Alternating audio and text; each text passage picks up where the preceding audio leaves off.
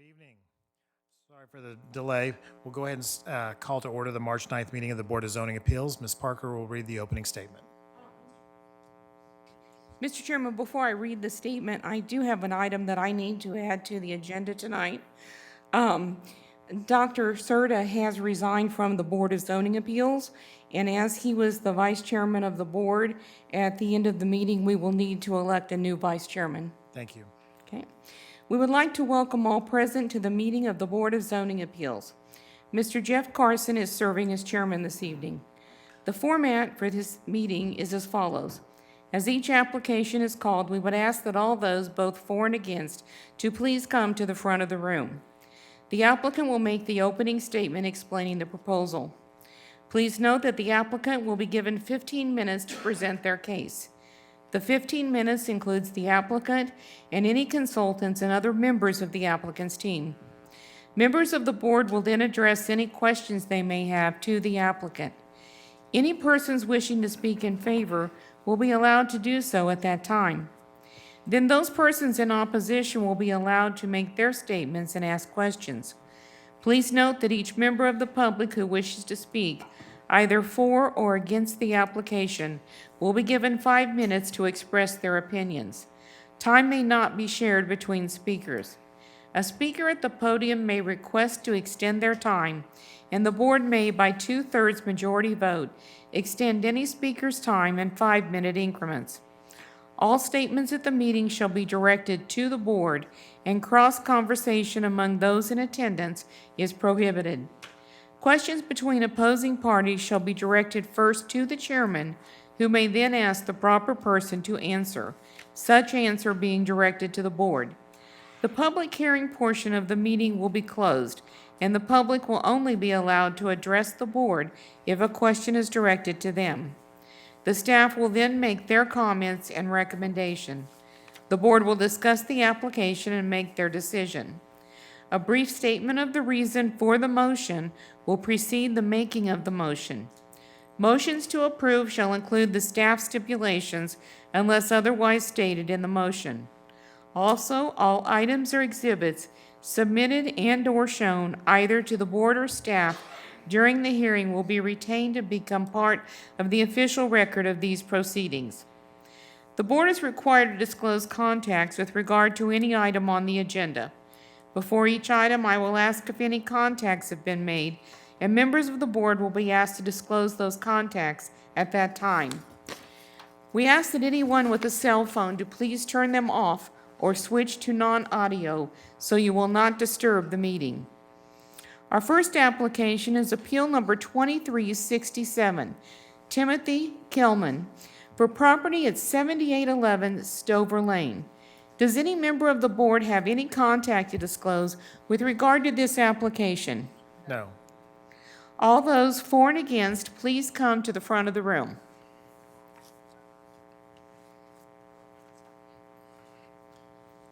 Mr. Stover, yes. Go ahead and step up. Give us your name and address for the record and tell us about your project. Timothy Kielman, and I live at 11018 Cleveland Avenue, Kansas City, Kansas. I purchased this house, and it has a addition added on to it that is 12 foot out from the house, that is supported by 3 steel poles. During our investigation, the steel poles have rusted at the bottom, so I'm asking to do away with the little garage that's underneath it. I had sent a picture. I don't know if they have it. We do. Okay, and I'm going to enclose that in with a foundation, putting 2 egress windows in it, so it will meet all of the new requirements through the building inspectors. Okay, well, the new addition, will that go into the garage, or is it just going to be a separate room and you'll eliminate the No, I'm going to have to do away with the garage? garage because of the height of that is only like 6 foot 4 inches to put the proper header above a garage. The building inspector said, no, I cannot put another garage back in there. Okay, thank you. Any questions for the applicant? Okay, seeing none, is there anyone in the audience that wants to speak in favor of or in opposition to this request? Seeing none, we'll close the public portion of the meeting. We'll get staff comment. Good evening. We recommend approval subject to the stipulations of the staff report. We recommend approval, subject to the stipulations in the staff report. I heard you. I'm not sure if he's just He putting was you on. messing with you. Okay, okay. I thought maybe you were just giving her trouble since it was her first meeting. Okay. Any questions for the staff? We'll make sure she pipes up when she gives them. Okay, seeing none, I'll entertain a motion. Move to approve, subject to the stipulations in the staff report. Motion to approve by Commissioner Miller, second by Commissioner Connolly. Any discussion? Seeing none, roll call, please. Conley? Aye. Ernst? Aye. Huey? Aye. Jones? Aye. Miller? Aye. Reasons. Aye. Mr. Chairman, that motion to approve this appeal, subject to the staff's comments and suggestions, passes 6 in favor and none opposed. Okay, thank you. Our next appeal is number 2368, Betty J. Wright, for property at 2200 North 37th Street. Does any member of the board have any contact to disclose with regard to this application? No. All those for and against, please come to the front of the room. Good evening. Go ahead and give us your name and address, please, for the record, and tell us about your request. My name is Betty Wright, and I stay at 2200 North 37th Street. And I'm here about my fence, privacy fence that's a little bit up west past my front door, and it's 6 feet, and they wanted it to be 4. And I stay on a dead-end street near the cemetery off of 38th Street. Okay. And And did you get kids- permission to put your fence up ahead of time? I didn't. I didn't. No, she didn't. She didn't have permission. Sir, if you're going to speak, I need your name and address also, please. My name is Roscoe Long, her brother, and I live at 1102 Sycamore, Kansas City, Missouri. Okay. She lived on a dead-end street, and she didn't get a permit to put the fence up. But the reason why she had to put up because people was cutting through her property, and people come down there on the dead-end street leaving stolen cars, and she was afraid people was coming on her property, so she went on and had the fence put up. And they were saying that the fence was too high at first, but she got it up for a reason. If they take it down any lower, people can still climb over a fence and trespass on her property. So she put up the fence to keep them from trespassing. Because as on her dead-end street, people was cutting through her neighborhood, going through her house, going through her street. Stealing from other people's houses, bringing their stolen goods, leaving it in my yard. Okay. Any questions for the applicant? Commissioner Connolly? Excuse me. Oh, I'm sorry. Did you want to say something, sir? My name is Reginald Johnson. I stayed with her at 2200 North 37th Street.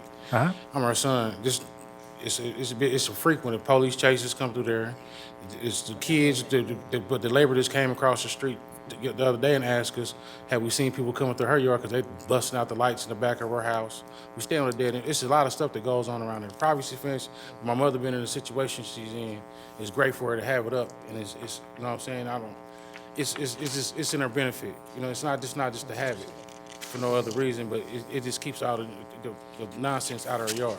Does it go across the front of the property as well? Not in front. No, it's just Just open. 3 sides? Yeah, it's open. Okay. L shape. It's an L. Yeah. Okay. A big U. Okay. Commissioner Connolly? Now, how long has this fence been up? It's been up for like I want to say 7 years, about 6 years. 7 years? Now, did you get a licensed contractor to do it? No? No. Okay, all right. He got a friend that's a carpenter.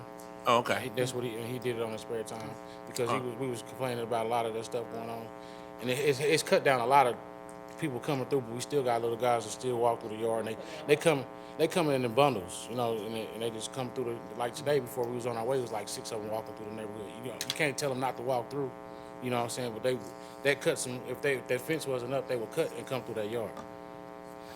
Further Yeah, but question? if it was 4 feet, would there be a difference? Climb over. Climbing over, boy.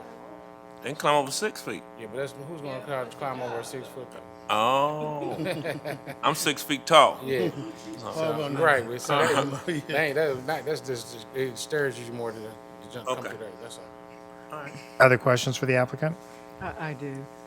Commissioner Jones? Ms. Wright, how long have you lived at the property? Ma'am, could you step back up to the microphone, please? I'm sorry. And we need you to speak into the microphone so we can hear you. Okay, I moved there in, I think it was 2012, 09, or 7.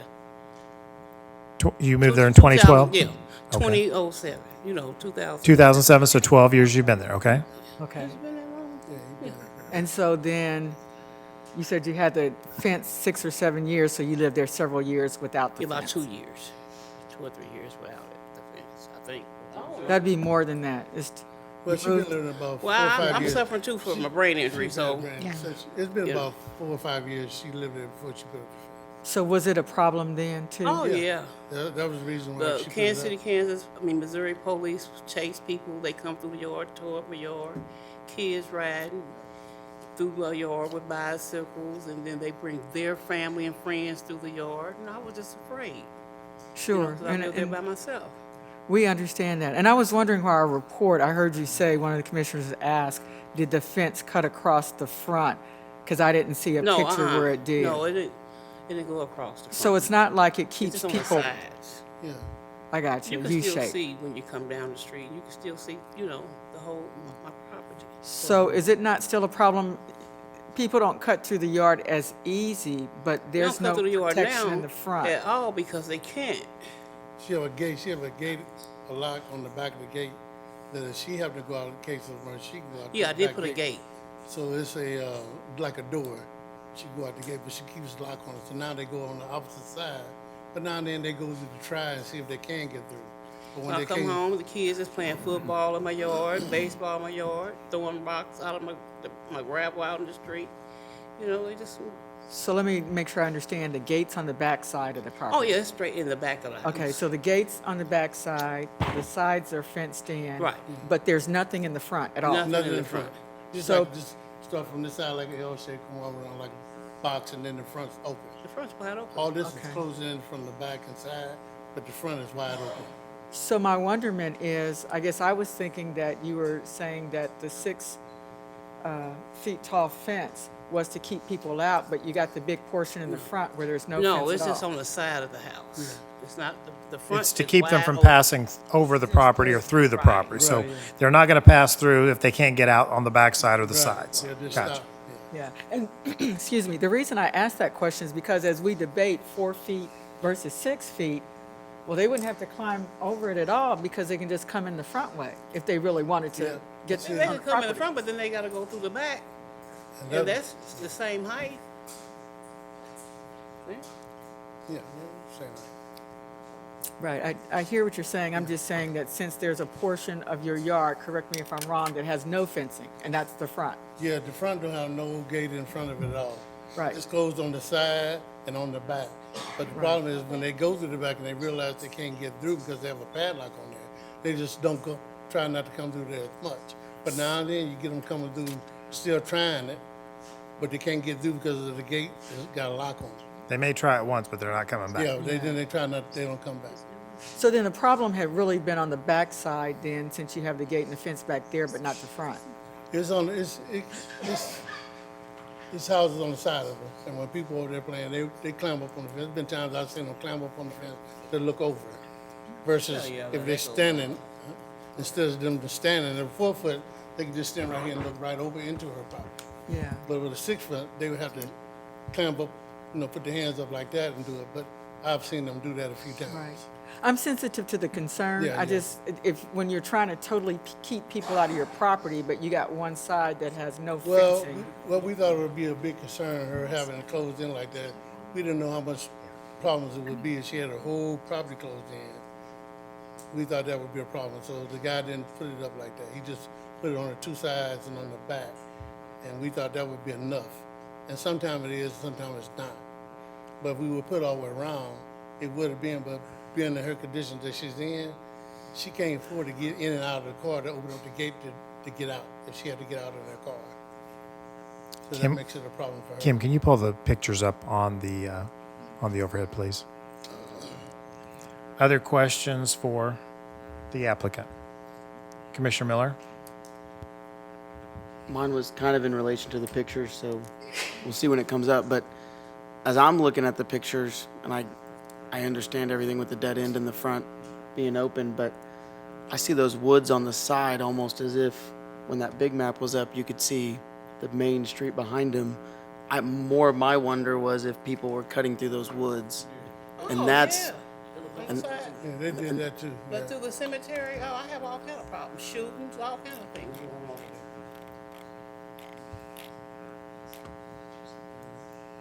Other questions? Okay, seeing none, we'll open up the public portion of the meeting. Is there anyone in the audience that wants to speak in favor of or in opposition to this request? Ma'am, if you want to come up to the front, please, give us your name and address. Sir, could you step aside and let this lady up to the mic? Thank you. Well, I don't live anywhere near her, but I think if she I needs need your name and address for the record. Dolores Dupree, 2625 South 27th Street, Okay? KCK. Uh-huh. I don't live anywhere near this lady, but I think if she needs a fence up, what does it hurt? That's all. Okay, thank you. Anyone else want to speak in favor of or in opposition to the request? Okay, seeing none, we'll close the public portion of the meeting. We'll get staff comment. Oh, I have a question. I'm sorry. It's okay. Go ahead. Is the concern here, is it because of the site triangle? Is that part of the issue, or can you explain the comment? So the fencing requirements for single-family district are that you can have a 6-foot-tall privacy fence on the side and rear, and the side yard would be continuous to the plane of the front door. So in the front yard or the front side yards, you can have a 4-foot-tall 40 or 60% open fence. So you would need to, in order to bring this into compliance, make it down to 4 feet tall and have it 40% open. So the issue becomes that because it exceeds the front of the house, that's where the issue is. Yeah. It so can be she- 6 feet from the front of the house back and across the back. Correct. Okay? Questions for staff? Commissioner Connolly? Yeah, I'm going back, because I mean, that's kind of, I know that there's a line from the front door that makes that considered the front of the house, but it's still on the side of the house or the side of the yard. So you saying that as far as the code, front side or side front, which one is it? Front side or side front? So this would technically be considered the boundary of the front yard. So we would look at this as No, the not the 4-foot boundary, what we standards. calling it, the side or the front of the house? So the, Because when I mow on that side of my grass, I'm going to consider that a side. I'm not going to consider that a front, because I mean the front is. yeah, so you can have up to 6 foot on the sides as long as it doesn't go past where the house is. So once it goes past where the house is, then we look at that as the front yard standard. Oh, okay. All right. Commissioner Kobe? Huey? No, I don't know where that came from. I don't but know didn't either. have another que- I didn't have. That's a creek. That's a creek on the side of the house too. That's a creek. And sometimes the city, I've not been on y'all, but sometimes the city let the grass get just high as the house. And you know what I'm saying? Okay, So we I got have it. another question of staff. So, if they would cut it down to 4 feet to the, I guess what we consider the front of the house, then it would be okay? They would also need to remove some of the planks to keep it, to meet that open requirement as well. So it has to be more of a picket style with a bit of a Yes. gap between them? Yes. Okay. Commissioner Jones? Okay, so let me go back to that then, because I was going to ask about perhaps maybe some sort of appropriate exception to the rule, given her particular circumstances. For example, end of a dead-end street, creeks near there, this, that, and the other that may make the property just a little bit unique as opposed to run-of-the-mill.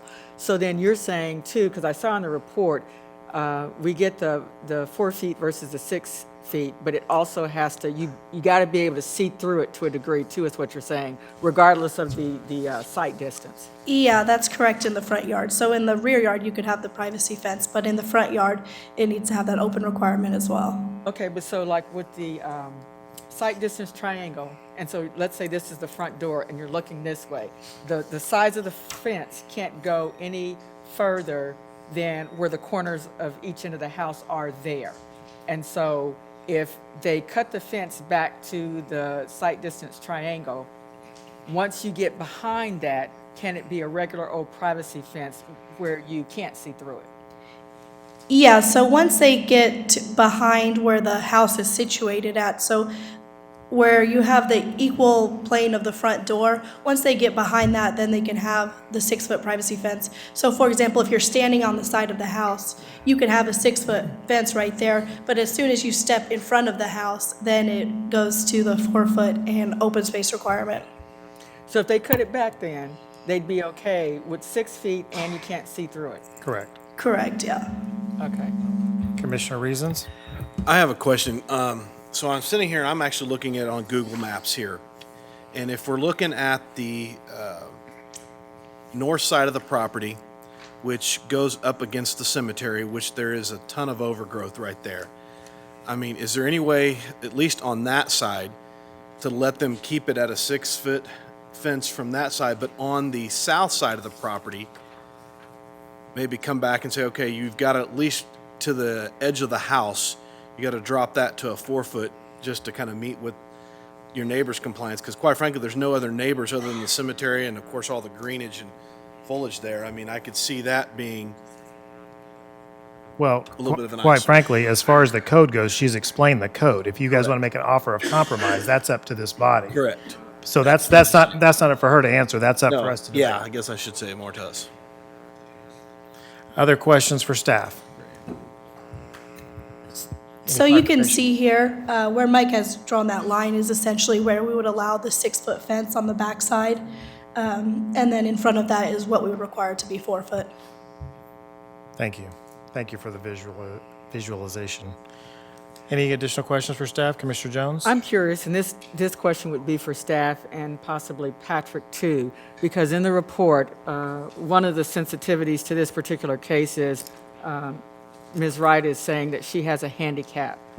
And so just like in the workplace, and I'm asking because I don't know, and I've not had this kind of situation before, just like in the workplace where you have reasonable accommodation, I mean, is there some rule or regulation that we need to be aware of because Ms. Wright is saying that she has a handicap? If there's an accommodation due to a physical disability, we generally are required to make reasonable accommodations to code requirements. So I think it would have to be in your judgment as to whether or not there was an accommodation that fit her needs. Yeah. So you're saying, though, basically that is... It's something you can take into account. Okay. What would we need to know, Patrick? If there's a reasonable accommodation that could assist with a disability that she has, whether That's related to this particular right, whether request. we should make an accommodation to a code requirement. Okay, so I would want you to be able to speak to how your particular handicap, Ms. Wright, impacts what you're requesting.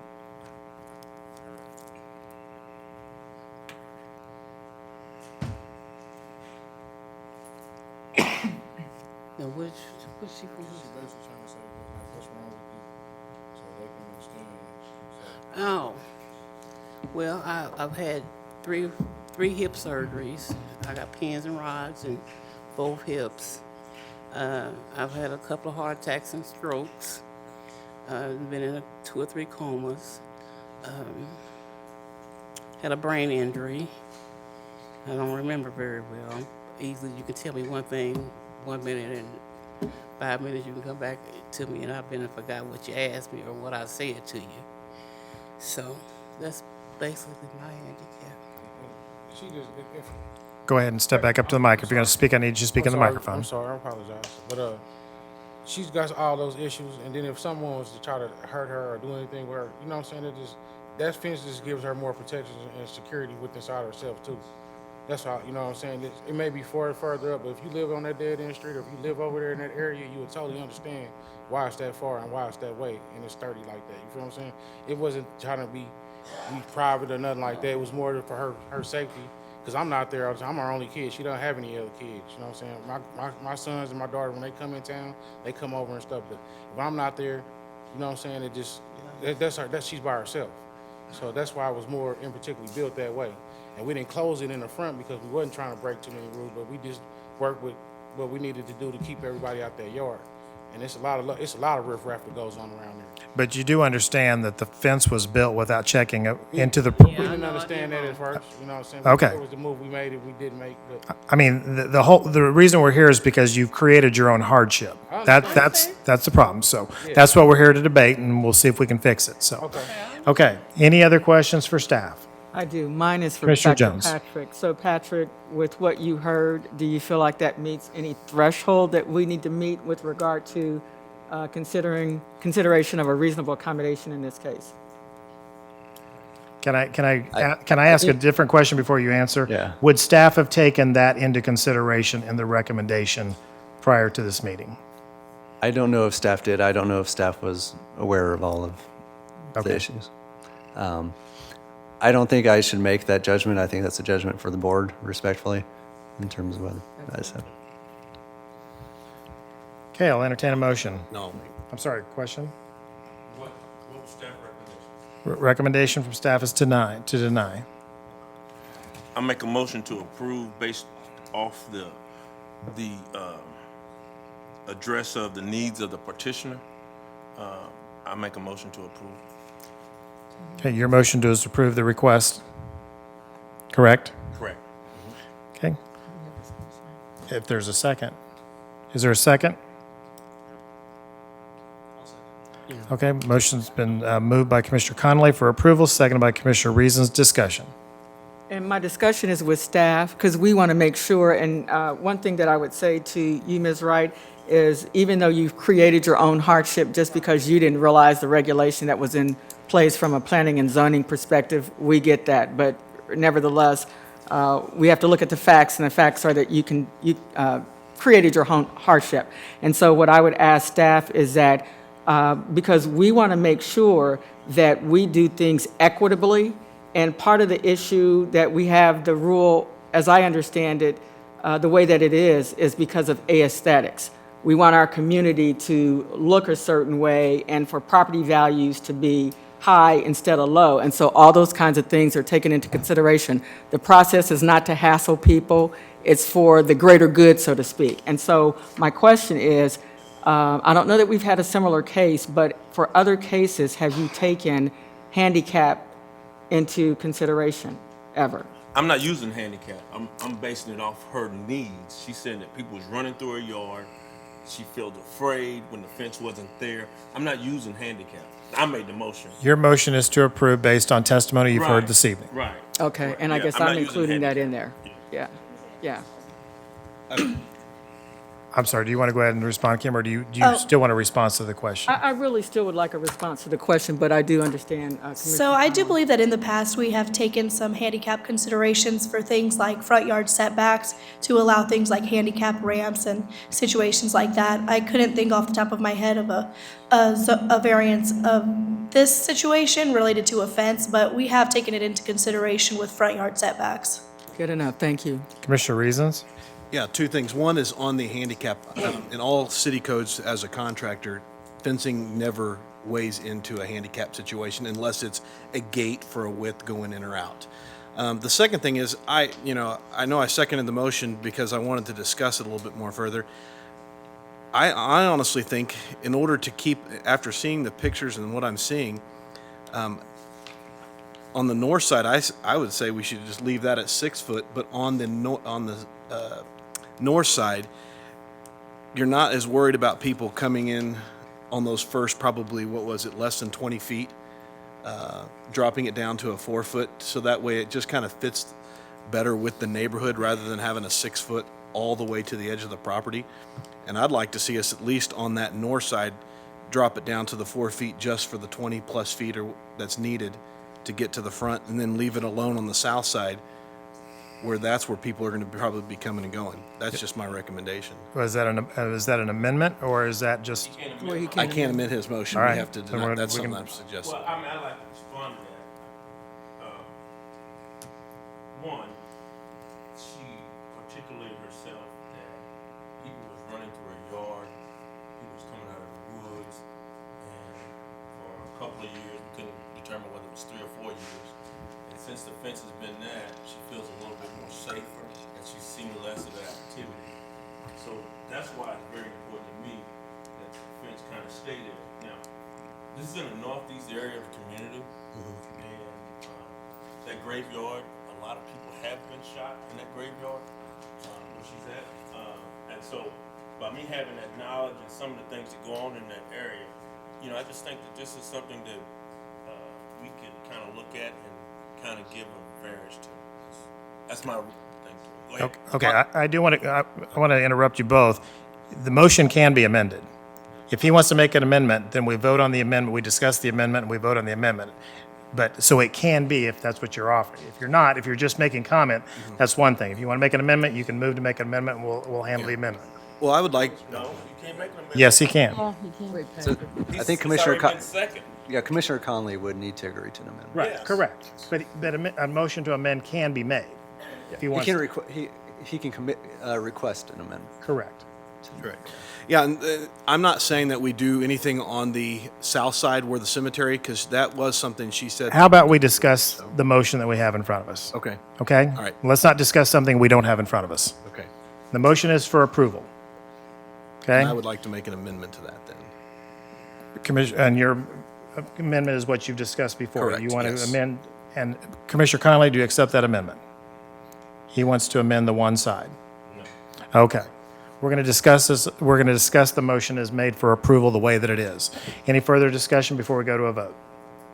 Seeing none, roll call. Conley? Aye. Ernst? Aye. Huey? Jones? Aye. Miller? Aye. Reasons? Mr. Chairman, that motion to approve this appeal, in order to accommodate the applicant's needs, which were given in her testimony, passes 5 in favor and 1 opposed. Okay, thank you. It passes. Okay. Our next application is Appeal Number 2369, Edwin Allen Jones, for property at 6636 Walker Avenue. Does any member of the board have any contact to disclose with regard to this application? No. All those for and against, please come to the front of the room. Hey, I'm Andrea Wishop, 2300 Hutton Road, Kansas City, Kansas. I'm a representative for Mr. Jones. I'm sorry, can you give me your name again, please? Andrea Wishop. Okay. I'm a representative for Mr. Jones. We're just trying to complete a plat here to make that parcel. That's a subdivision already, and we would like to split it into a subdivision that just has 2 lots in it. And in order to do that, we would we don't meet the width to depth ratio requirements. Our lot is too deep for the 50-foot width at the front of the road there, and so we need a appeal for that to pass that. So you're going to be building one home on the property? Yes, sir. Yep, right about where that cul-de-sac is, just a little bit east of it there, where the current platted cul-de-sac is, not where they are. Where the actual- black line is? No, where the I'm red. sorry, where the pin is. Yes, yes, Okay. right about there. Yep. Questions for the applicant? Seeing none, we'll open up the public portion of the meeting. Is there anyone who wants to speak in favor of or in opposition to this request? Seeing none, we'll close the public portion of the meeting. We'll get staff comment. Staff has recommended approval subject to the stipulations in the staff report, and I'd also like to note that there is a final plat application on the Planning Commission agenda that it goes in conjunction with this. So if this one's not approved, that one would be removed from the Planning Commission agenda. Okay, questions for staff? Seeing none, I'll entertain a motion. Move to approve, subject to the stipulations in the staff report. Second. Motion to approve by Commissioner Miller, seconded by Commissioner Connolly. Any discussion? Seeing none, roll call. Conley? Aye. Ernst? Aye. Huey? Aye. Jones? Aye. Miller? Aye. Reasons? Mr. Chairman, that motion to approve this appeal, subject to the staff's comments and suggestions, passes 6 in favor and none opposed. Thank you. Mr. Chairman, I do want to remind the applicant that they do need to be present at the Planning Commission meeting for the plat. Mr. Chairman, our last item on this agenda is Appeal Number 2370, Ryan Danley with Comfort Engineering for property at 3317 Strong Avenue. Does any member of the board have any contact to disclose with regard to this case? No. All those for and against, please come to the front of the room. Good evening. Hi, I'm Ryan Danley. I have the property at 3317 Strong Avenue. We are trying to get our container approved. I was not aware when we got the container that we had to have a special permit for it and did not get one at the time. We do have it on site now. So unfortunately, I'm backstepping, trying to ask for forgiveness after doing it, unfortunately. But we're using it for extra storage because the building does not quite have enough storage for what we're doing. Okay, how long has the container been out there? It will be just over a year. I'm sorry? Just over a year. Okay. And what type of property, this is a business location? Yes. And what type of business is there? Heating and cooling. Sorry? Heating and cooling. And then because of that, it's going to require, it takes up some of your parking lot, is that correct? Yes, sir. How many spaces does it take up? Just one. Okay. Any questions for the applicant? Commissioner Conley? 4 parking spaces? You said it's just gonna take up, it takes up 4, or it takes? Just one. The container takes up one. So do we have a parking problem before? A violation of 4 parking? Yeah, so there was already too few spaces on the lot, so 8 would be required. But in this type of situation, you can have the existing use there, but the reason that it now brings in the requirement for a variance is because he's wanting to do something different. Oh, okay. Okay, further questions for the applicant? Okay, I'll open up the public portion. Is there anyone who wants to speak in favor or opposition? Give us your name and address, please. Deborah Gady, 1426 South 33rd Street. I just live catty corner on the other side. Okay. Great improvement. You cannot see this container. All this area they have cleaned up. If they would take that house that's just south of there and move those dead cars out of the way, there'd be plenty of parking. Those cars have been there for 3 years, and they have not moved. Great. Cleaned it up. Nice area. We have money coming into our area now that we did not have before. These guys have worked to do a great job. The parking, you can't see this. They've got a nice fence, nice cleaned up area. They've painted it. It's really a good site. Okay. And we welcome them to our Can Argentine you give me the address of the property that's got the violation with the cars that have been out there? No, it's Approximately? on South 34th Street. Okay, It's just staff, that will you one- make a note of that so we Yeah, can have codes look at that? You can see one of them right there. The other one is sits right by it. Okay. We'll just make a note for codes enforcement. Thank you. Thank you. Anyone else want to speak in favor of or opposition to this request? Okay. Seeing none, I'll close the public portion of the meeting. We'll get staff comment. We've recommended approval, and I would also like to note that this one also has a application on the Planning Commission agenda as well. So if the variance is denied, the special use permit will not be heard. Okay, thank you. Questions for staff? Seeing none, I'll entertain a motion. Move to approve, subject to the stipulations in the staff report. Second. Motion approved by Commissioner Miller, seconded by Commissioner Connolly. Any discussion? Roll call, please. Conley? Aye. Ernst? Aye. Huey? Aye. Jones? Aye. Miller? Aye. Reasons. Mr. Chairman, that motion to approve this appeal, subject to the staff stipulations, passes. 6 in favor and none opposed. Thank you. Mr. Chairman, that concludes the Board of Zoning Appeals meeting. Except for the election of the vice chair, Oh, I'm correct? sorry, yes, that's correct.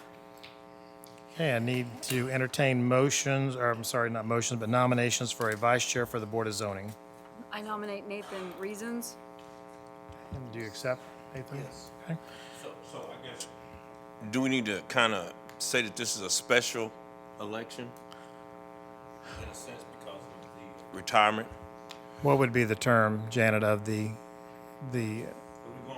is it annually anyway?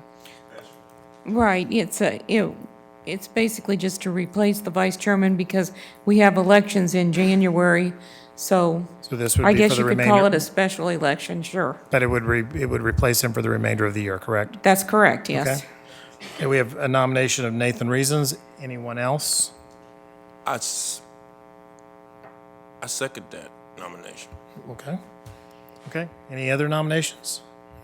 Okay, do we need to vote, Janet, or? You can do all in favor. Okay, all in favor of Nathan Reasons being Vice Chair of the Board of Zoning Appeals, say aye. Aye. Those opposed? Anyone? Anyone? Okay. Hearing none. Nathan, congratulations. Okay, that concludes our agenda for the Board of Zoning Appeals. We'll take a 5-minute break and we'll convene the Planning Commission meeting. Thank you all.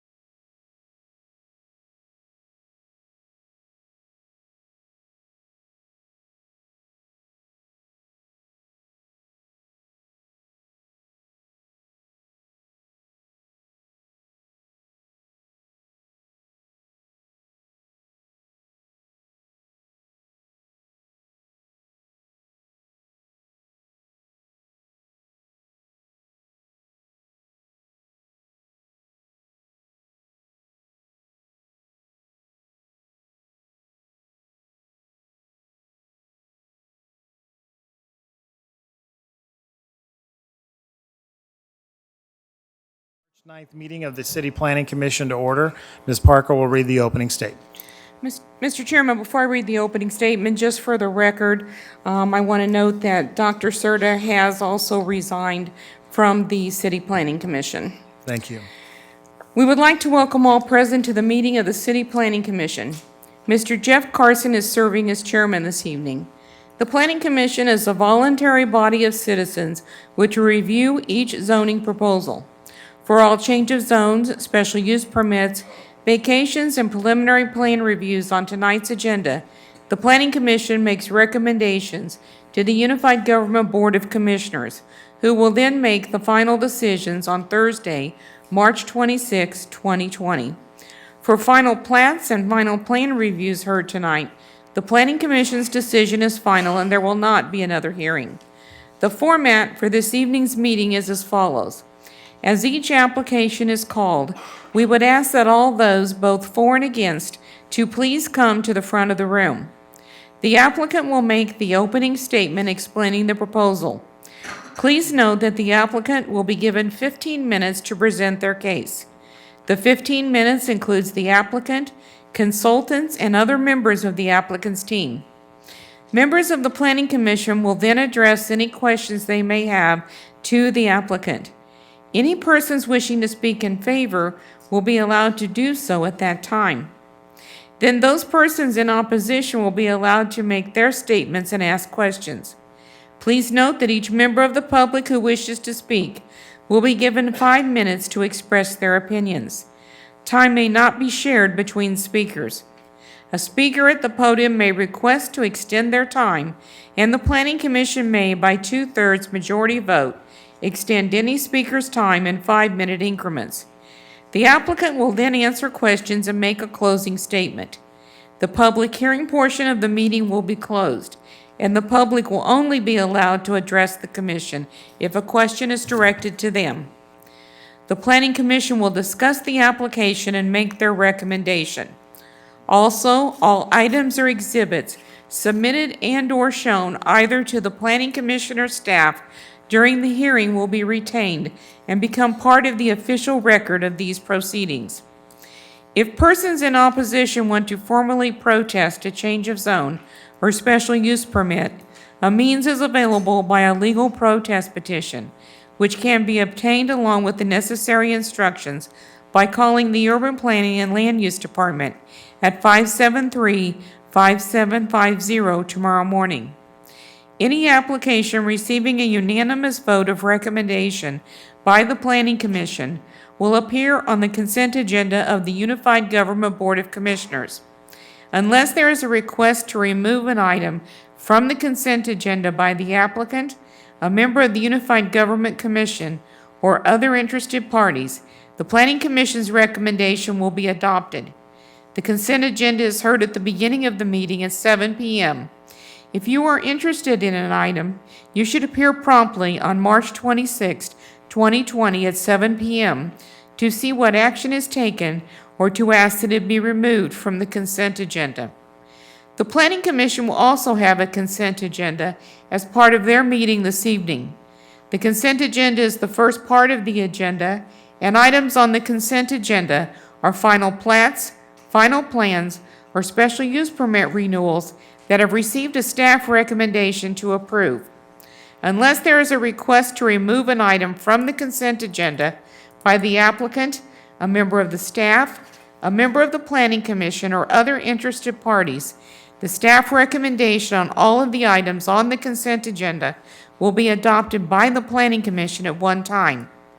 I will read a list of agenda items on the consent agenda, and when I have completed the list, the chairman will ask if there are any requests to remove items.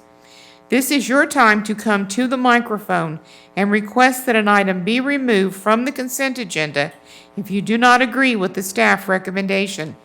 All items not removed from the consent agenda will be approved by the commission with the staff recommendation. The Planning Commission is required to disclose contacts about any item on the Planning Commission agenda.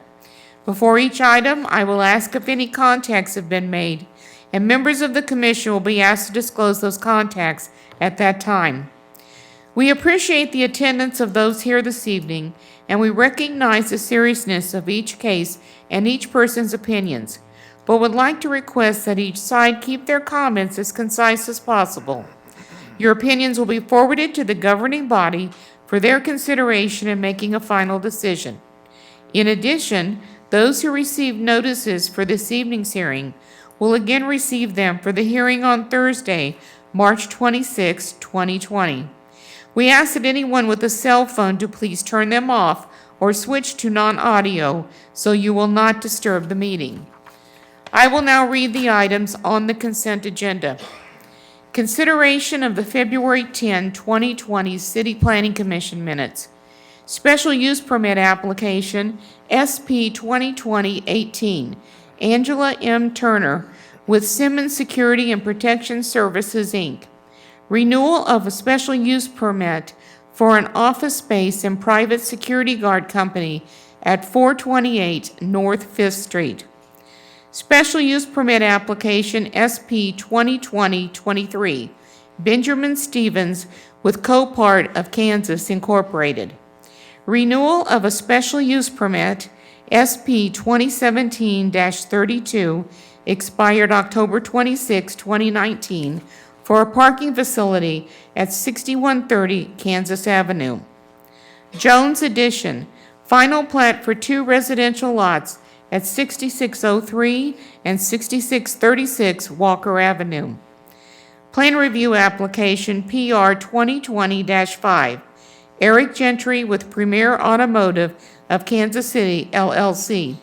Final plan review for a service bay addition at 1720 North 100th Terrace. Plan review application PR 2020-6, Corb Maxwell with Polsonelli PC. Final plan review for upgrades to the existing Westfield Shopping Center at 8051 State Avenue. Mr. Chairman, before I move on, and Planning Commission members, there is a correction in that staff report that I just announced. It's on page 5 under item number 3. In the staff response on line 3, it should read, "It seems reasonable to add 2 benches on the property for pedestrians instead of 2 beaches." It sounds makes as a if the little bit public of a would prefer the difference. beaches. The next application is plan review application PR 2020-7, Kevin Schultz with Casey's Retail Company. Final plan review for an addition to Casey's General Store at 13,000 State Avenue. Plan review application PR 2020-8, Mike Hampton. Final plan review for Wendy's exterior facade improvements at 7740 Jerome Avenue. The items I have just read are on the consent agenda. At this time, does any member of the commission wish to disclose any contact on any of these items? No. Please include the following items as part of the record for all of the items on the consent agenda. The city's currently adopted zoning and subdivision regulations, the official zoning map for the area in question, the city's currently adopted master plan for the area in question, the staff report and attachments dated March 9, 2020, the application and other documents, plans, pictures, and maps submitted by the applicant in furtherance of the case and contained in the official file, the publications in the Echo for the special use permits, and the notices to property owners. The commission will vote to approve in one vote these items unless someone comes forward and asks that an item be removed from the consent agenda. Thank you. Is there anyone in the audience who wants to have anything removed from the consent agenda? Yes, sir. My name is Robert Duncan, attorney out of Topeka. I represent an adjoining landowner, Maria Yazdani, that does business as Bermuda's. It's item SP 2020-23, relating Copart of Kansas, the purported renewal of an expired special use permit. Okay, we'll remove that from the consent agenda. Does anyone else want anything removed? Okay, anyone on the commission like to have anything removed from the consent agenda for special? Okay. Okay. I will now entertain a motion to accept the consent agenda. Second. Motion to approve the consent agenda made by Commissioner Huey, seconded by Commissioner Miller. Discussion? Seeing none, roll call. Conley? Ernst? Aye. Huey? Jones? Aye. Miller? Aye. Reasons. Mr. Chairman, that motion to approve the remaining items on the consent agenda, subject to the staff's comments and suggestions, passes 6 in favor and none opposed. Thank you. Mr. Chairman, we're going to go back and hear the one item that was approved, or that was pulled from the consent agenda, and that's special use permit application SP 2020-3, Benjamin Stevens with Copart of Kansas Incorporated. Renewal of a special use permit for a parking facility at 6130 Kansas Avenue. All those for and against, please come to the front of the room. Is the applicant in the room? Yeah. Applicant, correct. Yes. Sir, if you'll have a seat, we'll get to you in a minute. Thank you. Or 15. Yes. Okay. Go ahead and please come to the microphone. Give us your name and address and tell us about your project. Hi, my name is Rachel Peterson. I work at Stinson at 1201 Walnut in Kansas City, Missouri. I'm legal counsel for Copart. And I'm Peter Greenwood. I'm the regional manager for Copart in Kansas City, 6211 Kansas Avenue, Kansas City, Kansas. Go ahead and tell us about your project. This is a special use permit that was approved in 2017 by the Unified Government due to a personnel transition and two departments not communicating with each other as effectively as they should have been. The permit was allowed to lapse. We did rectify that and resubmitted for the application, and they have put new processes in place to keep track of these special use permits more closely, and we've been assured that it won't happen again. And when you describe the nature of your special use permit? Copart is the industry leader in online salvage auto auctions, and that is used for a parking facility for additional space to our current facility that is right across the street. Just lower, you can see all the parking spaces that we have there. Okay. Any questions for the applicant?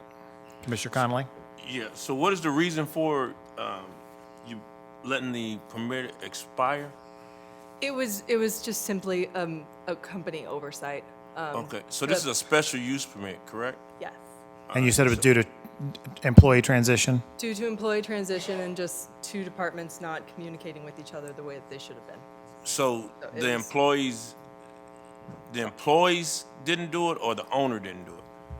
Because I mean, it don't matter. I don't like for people to come with expired things, and so I mean it's a pet peeve of mine, and I don't know if the staff needs to maybe come up with a thing to let people know that, hey, your stuff is expired, and I don't know if your special use permit has an expiration date on it, because it sounds like that whoever had it, they moved out, or they left the company, or broke the partnership. What happened, please?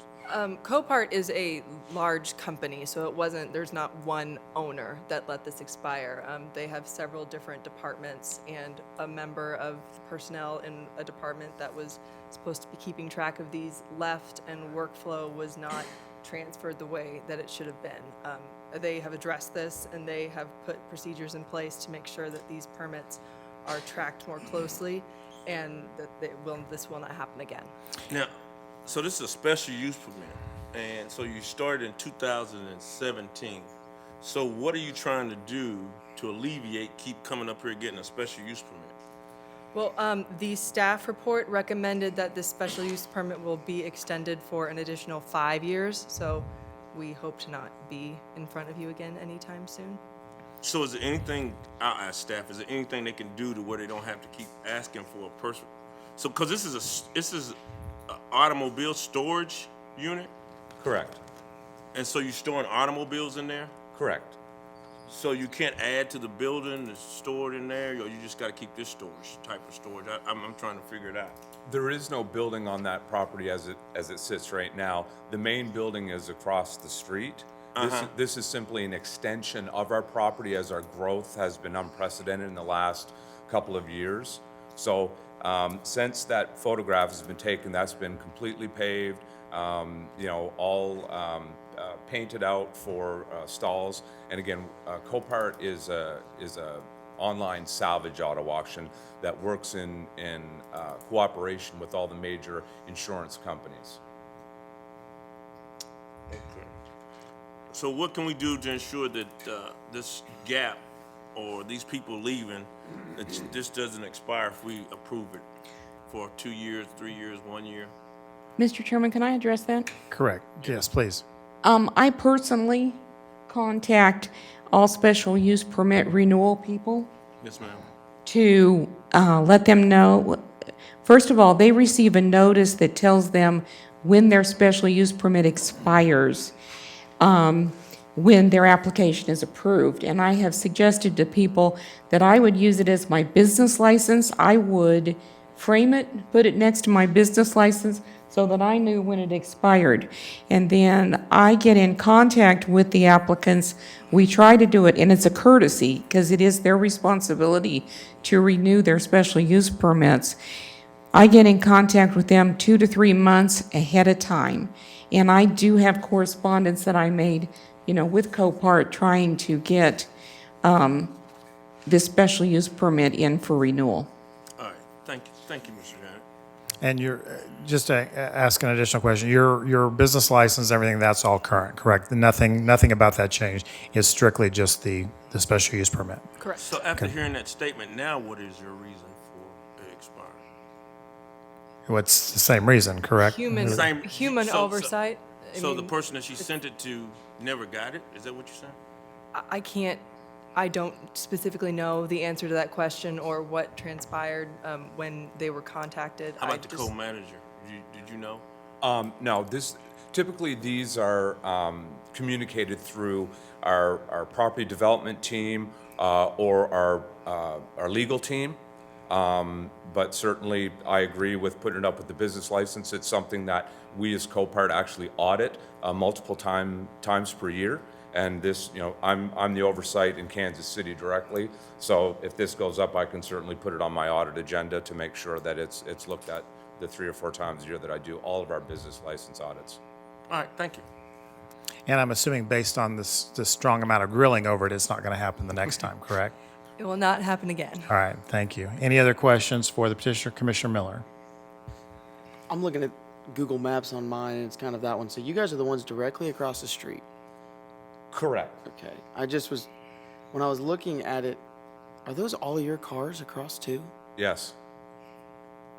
We currently process roughly 40,000 cars a year from this one location alone. How long do they sit there? Do they move? We I try get to- that they're junk cars, so they don't drive away, but what's So your again, turnaround? when a loss happens to an insured, the insurance companies, send them to us. Once we receive transferable title, they're put immediately in a global auction. So this, again, as you can see, that's the lower piece, you can only see a portion of, that's roughly 50 acres. So we've added on another 12 in just a short period of time. So we would rather not buy and develop property. We'd rather cycle the cars through quicker. In fact, we've completely redone our gridding system to almost double our capacity in the main facility. So our goal is not to hold them. Again, we represent major insurance companies. We want them gone. They want them gone. Okay. Other questions for the applicant? Seeing none, we'll open up the public portion of the meeting. Is there anyone who wants to speak in favor of or in opposition to the request? Yes, sir. Yes, my name is, I go by Tuck Duncan. I'm an attorney out of Topeka. I know I have 5 minutes, and I'll try to do the best I can. I may need an additional 5. I hope you'll give me that consideration. I don't think you can renew a permit that's expired. It's expired. You can't renew a license that's expired. I've looked for case law in Kansas. There's no case on point. There's some Alabama and some Florida and California cases. They need to come in and file for a new one. Need to start over, need to go through the process, and I'll tell you why that would be beneficial for you. That map is deceiving. That's not what it looks like today. It is a 12-acre parking lot. It is a surface that has runoff water that is flooding my clients to the west. I went out there today. Besides the water being flooding out in the roadway, which just about did my engine, there is flooding. There is a little bit of a hill because originally that was all level, or in fact, the east part was actually below where my client's property. They increased it by 4 feet. And so now you have a 4-foot higher parking lot with a slope down the little grassy area that goes under a metal fence. And so I don't think under those circumstances you would have approved this had you been aware that that's what was going to happen, and it probably wouldn't have met your F5 criteria for approval. So to give them a 5-year extension on an expired permit, there is no permit. They should vacate it right now. They have no authority to be using that property for any use whatsoever because they do not have a permit. And you have no authority to renew something that does not exist. Okay, sir, why don't you keep on point about your issue? Okay, we have legal counsel that'll tell us what we should and shouldn't do. We're not going to listen to that from you. I have to make a record, sir. Okay. Because if you approve this, then I have to make that record in front of the city council. Okay. And I have to make that record, or else I cannot raise this issue in court. If we Okay, get that just far. don't tell us what we're going to do or we're not going to do, because we'll tell you. Okay? In addition, as I indicated, the grade level has created a massive water problem that not only flows to the east and into my client's lot, it also flows over into the street as well. There doesn't appear to be a drainage system capable of carrying it. As I indicated, this is a 12-acre property. So we would suggest that you deny the request, that you make them go back through the process of applying anew, at which time then my clients can come in and make requests for whatever conditions that might be appropriate in order to avoid the future issue of the water drainage, because in the wintertime, that water will come down that slope into the parking lot and then freezes. And so now what you have is an ice skating rink to the west around the Bermuda's property. So that being said, for reasons of law as well as non-compliance, I think with the issue of the water, I was told that there was a plan done. I've made a public record request for it, but haven't seen it yet. Initially, I think this should be denied. Okay. I appreciate your But courtesy, the primary concern is the water runoff. Absolutely. Okay. And Do you have any photographs or anything like that I do have some photographs, and I can provide them to you. I did not bring any with me Okay. tonight. I only learned of this hearing late Friday. Okay. And so we're here tonight, but there are some photos, and I'd be more than happy to email them to your staff in the morning. Okay, let's see if we have any questions. Commissioner Jones? Yes. So, sir, when did your client first find out about the problems they're having with the water runoff and this 2 years ago, and they started contacting officials at the city of Kansas City, Kansas. I have a series of emails from another attorney. They got no response. I started 2 months ago contacting the city attorney's office, trying to set up an appointment to have a conversation about this. I was last week, got a call back from the city attorney's office, and it was a great conversation, and they were very helpful once we contacted and connected with regard to the issue, at which time my client then said, oh, by the way, we have this little notice, what do we do about it? And so I'm here tonight. So they have made a number of attempts to try to have some conversations. They also talked to the Coparts people previously about doing something, and were basically told to take a hike. And so there was no accommodation by their neighbor. And so it's been a long process, and I would suggest that they need to start over. Do you have any communication, any documentation that you made with Copart on behalf of your client? I didn't make any, but I'd have to, let me ask my client. Yeah, and I'm You want to just- identify yourself for the record, please? Yeah, my name is Sam Yazdani from Bermudas. Did you Go ahead and give us your address also, please. It's 6220 Kansas Avenue, Kansas City, Kansas. And you said you've had conversations with your neighbors regarding the problem? We actually had conversations with the contractor when the lot was being built, that they were going to address this and have some kind of mitigation process. Once it was constructed, that was kind of all gone, done. How long ago was that constructed? 2 years ago.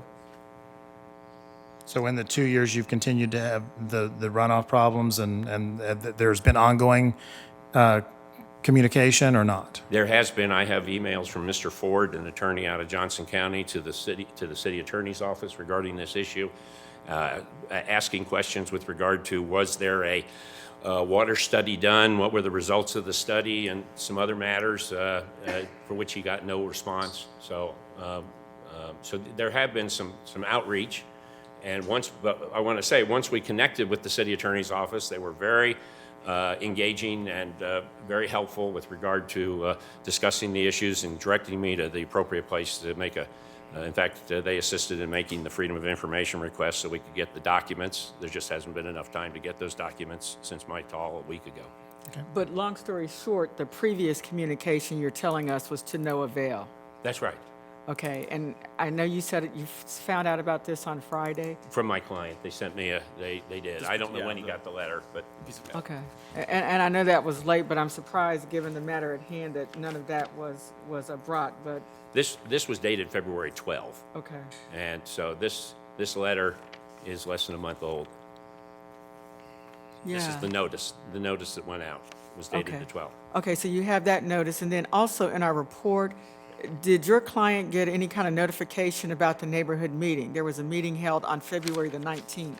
No, this is the only notice they got, which is the notice to the special owners, and then on the back it tells about tonight's hearing, and then it says, tell other people if you like.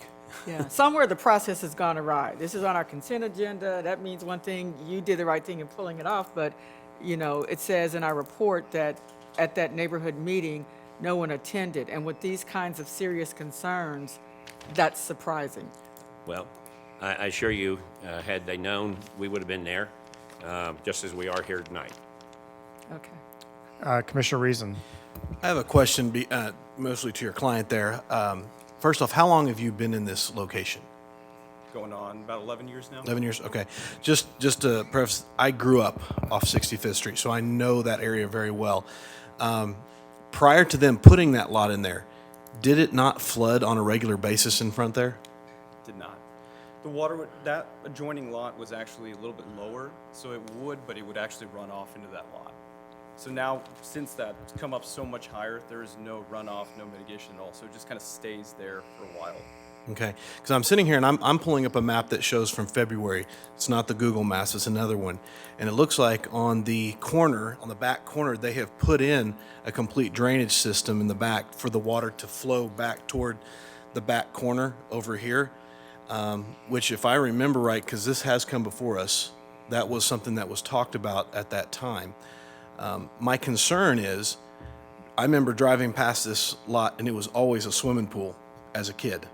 And so my concern is this parking lot is not what's causing the problem, but maybe something else is causing the problem that we need to look at more so than this parking lot. That's just from me driving past this for the past 30 years. And that's why I asked the questions, has this happened before prior to that lot being there? You know, my secretary's from the DOT, so she's familiar with this area. I would tell you that, of course, part of the benefit of it previously was it was all dirt, so it absorbed. Now it's all asphalt, so there's no absorption. You have all that wastewater just flowing off in a variety of directions. There probably is a solution. Unfortunately, we can't solve that problem in front of you here tonight. Your action to approve a special use permit will simply will not give us anyone any incentive to sit down and try to get the problem solved. So the best thing would be to at least send it back to staff with a request that it be reviewed. If you're not going to accept my expired legal argument, so that then we can sit down with the other parties and see whether or not there is some additional drainage. I went out, I did not trespass. I stood in the front and I took pictures today. And when you look at it from the concrete, there is a little grassy area that goes down 4 feet underneath that bridge. So water flows off and then down on the west side. Which property are you talking? Are you talking about the subject property? From their property onto my client's property. So their water, the water from their property is flowing onto yours. And your water is going. Where does your water flow from your property? It flows down. It flows down to the west, the west and the south as well. But what it's doing is there's so much water, it's eroding and the existing parking And so there's literally over the last several years, it's eroded most of the asphalt. And so and there's no reason to replace it until such time as there's like some sort of drainage or French drains or something to collect the water and at least take it someplace. And the drain to the back is not sufficient to be able to accept the water from this 12 acres. It's a And lot of. where was the water flowing from your property prior to the construction of the new lot?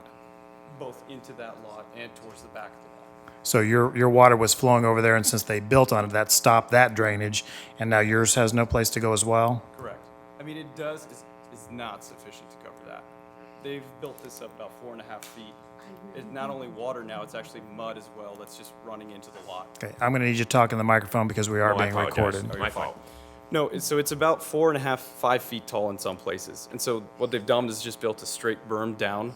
And so half that is actually mud as well. It's just running into our lot. So it's not only water, but it's also the erosion from their part that's just rolling into it because the grade is so steep. Okay. Other questions? Commissioner Reasons?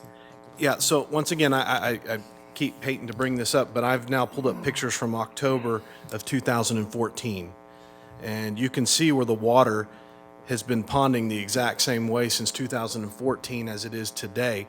And my concern is I just from the pictures that I see on the aerial pictures, going back, because like I said, I can go back from 2014 up to February of this year, and it looks like the ponding stains in the parking lot are exactly the same from 14 as they are from 2020, and that's my concern is I'm wondering, is this really the fault of the neighbors, or is it due to just the way your driveway was installed many years ago that it just is constantly flooding? That's one of the concerns I have here. Well, first off, Mr. Chairman, I'd ask that since he's making reference to those photographs, that they may be part of a record, since any documents which are referenced in a hearing like this are to become part of the record, as we've not seen them. Secondly, I would say that the change in condition we're not denying there hasn't been water out there before. What we're saying is there's been an increase of the presence of water and the flow across the lot to the left or the west as a result of bringing in tons of dirt and elevating the parking surface and 4 to 5 feet and paving it with all asphalt for that entire area. And so I don't pretend to be an engineer. Have to do a study. What I do know is renewal of this permit at this time, in my judgment, is inappropriate, absent, because there is no permit to renew, and secondly, is inappropriate until these issues can be resolved between the parties with the helps of your relevant staffs. Commissioner Jones? So tell me again, you may have said this before, what was the first date that your client notified Copart that this was problematic? I don't know if I have Wolf. Do you have Ford's? When did we? I need your name and address for the record also, please, we if go. you're going to speak. January 8th of 2019, there was a letter to Brian Toy with respect to these issues. So it's been over a year that went, and I have a copy of that, and I'd be glad to submit that as part of the record. And then we have I do have some photos that I can put in part of the record, Mr. Chairman. These are photos from this winter showing the muddy area along the fence line between the two properties running north to south. And then there were some additional emails as a follow-up and an offer by Mr. Ford to meet with the Unified Government staff and Copart reps to see what could be done. My understanding is that did not happen, and he was advised that the planning and engineering, the engineering staff and public department was advised of the drainage issues on that in January of a year ago, and that no certificate of occupancy should have been issued until the drainage issues were confirmed and resolved. And Mr. Ford indicated to, or Mr. Toy actually, right? Is that from Toy? Yeah. Mr. Toy indicated at that time, to date, Planning, Engineering, and Public Works Department staff has visited the site and is trying to get in contact with Copart regarding the construction of their parking lot because it appeared to them that the permit set did not match the construction occurring in the field.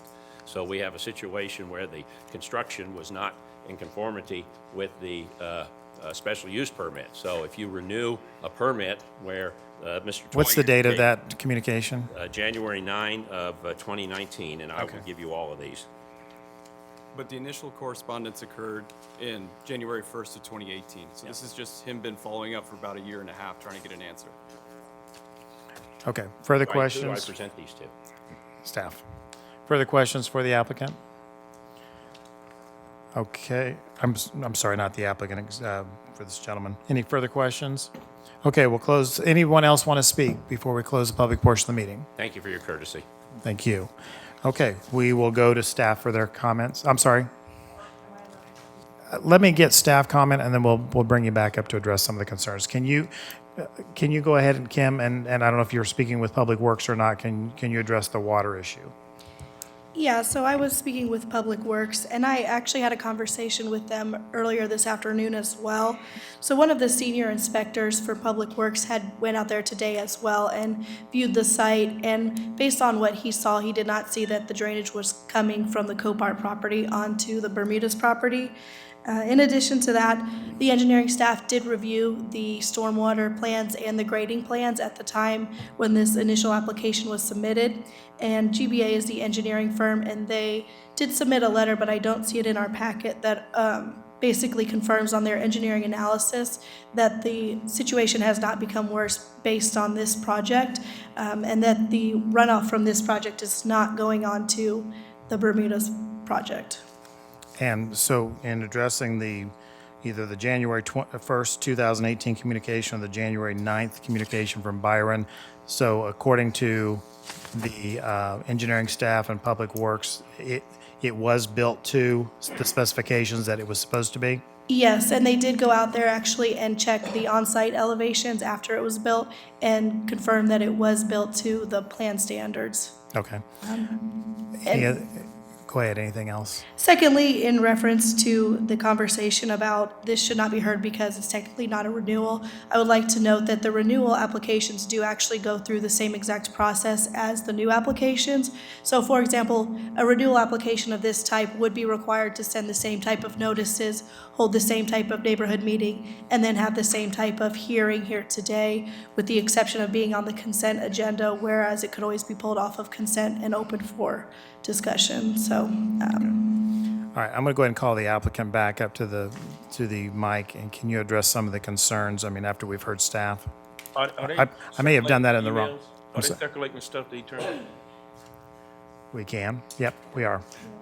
Can you go ahead and address some of the concerns? Well, we actually have that letter, engineering from GBA. Can we go ahead and get that? Review it. And again, as Mr. Reasons had noted earlier, I've been around that facility for roughly 4 years, and that always did flood into the Bermuda's area.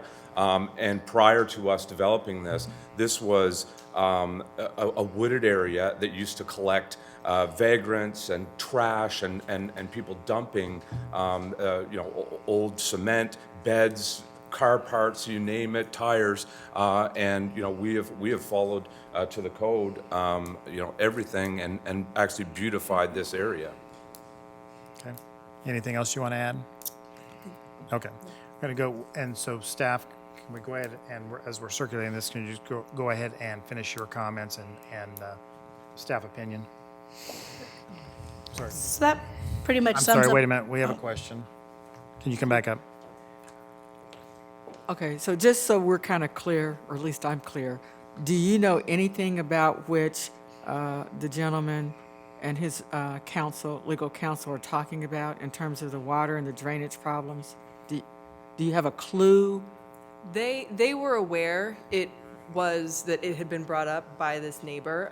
I think that's one of the reasons that the UG requested that we get an engineering letter, and we got that letter. It's dated February 20 of 19, I believe, and we have not to my knowledge, we have not heard any correspondence on this since. Okay, and But then when that's he... to my knowledge. Okay. And then when he said that he reached out, he and/or his legal counsel reached out to you, what do you say was the result of that communication? I have not heard of that communication, so I can't speak to that. And there's been no communication to me. Again, I'm the operational regional manager, so I'm not sure if they communicated to Copart headquarters or our legal team, our construction team, but nothing to me. Okay, if they had have communicated with their corporate office, even if they were in another state, they would have alerted you. Would that be fair to say? I would think so, yes. Okay, thank you. I have a question, and looking at the photographs, what type of wall is this between the two properties? Is that a concrete wall, the retaining wall, the white wall? That is a metal paneled fence. Okay, and does it go? And on the inside of it is a wired security electric fence. Okay, and it goes down to the ground, or I mean, is there? Pretty flush, yes. Okay. And then up top, so that's an asphalt parking lot that comes over to the fence and over to that metal wall? Correct.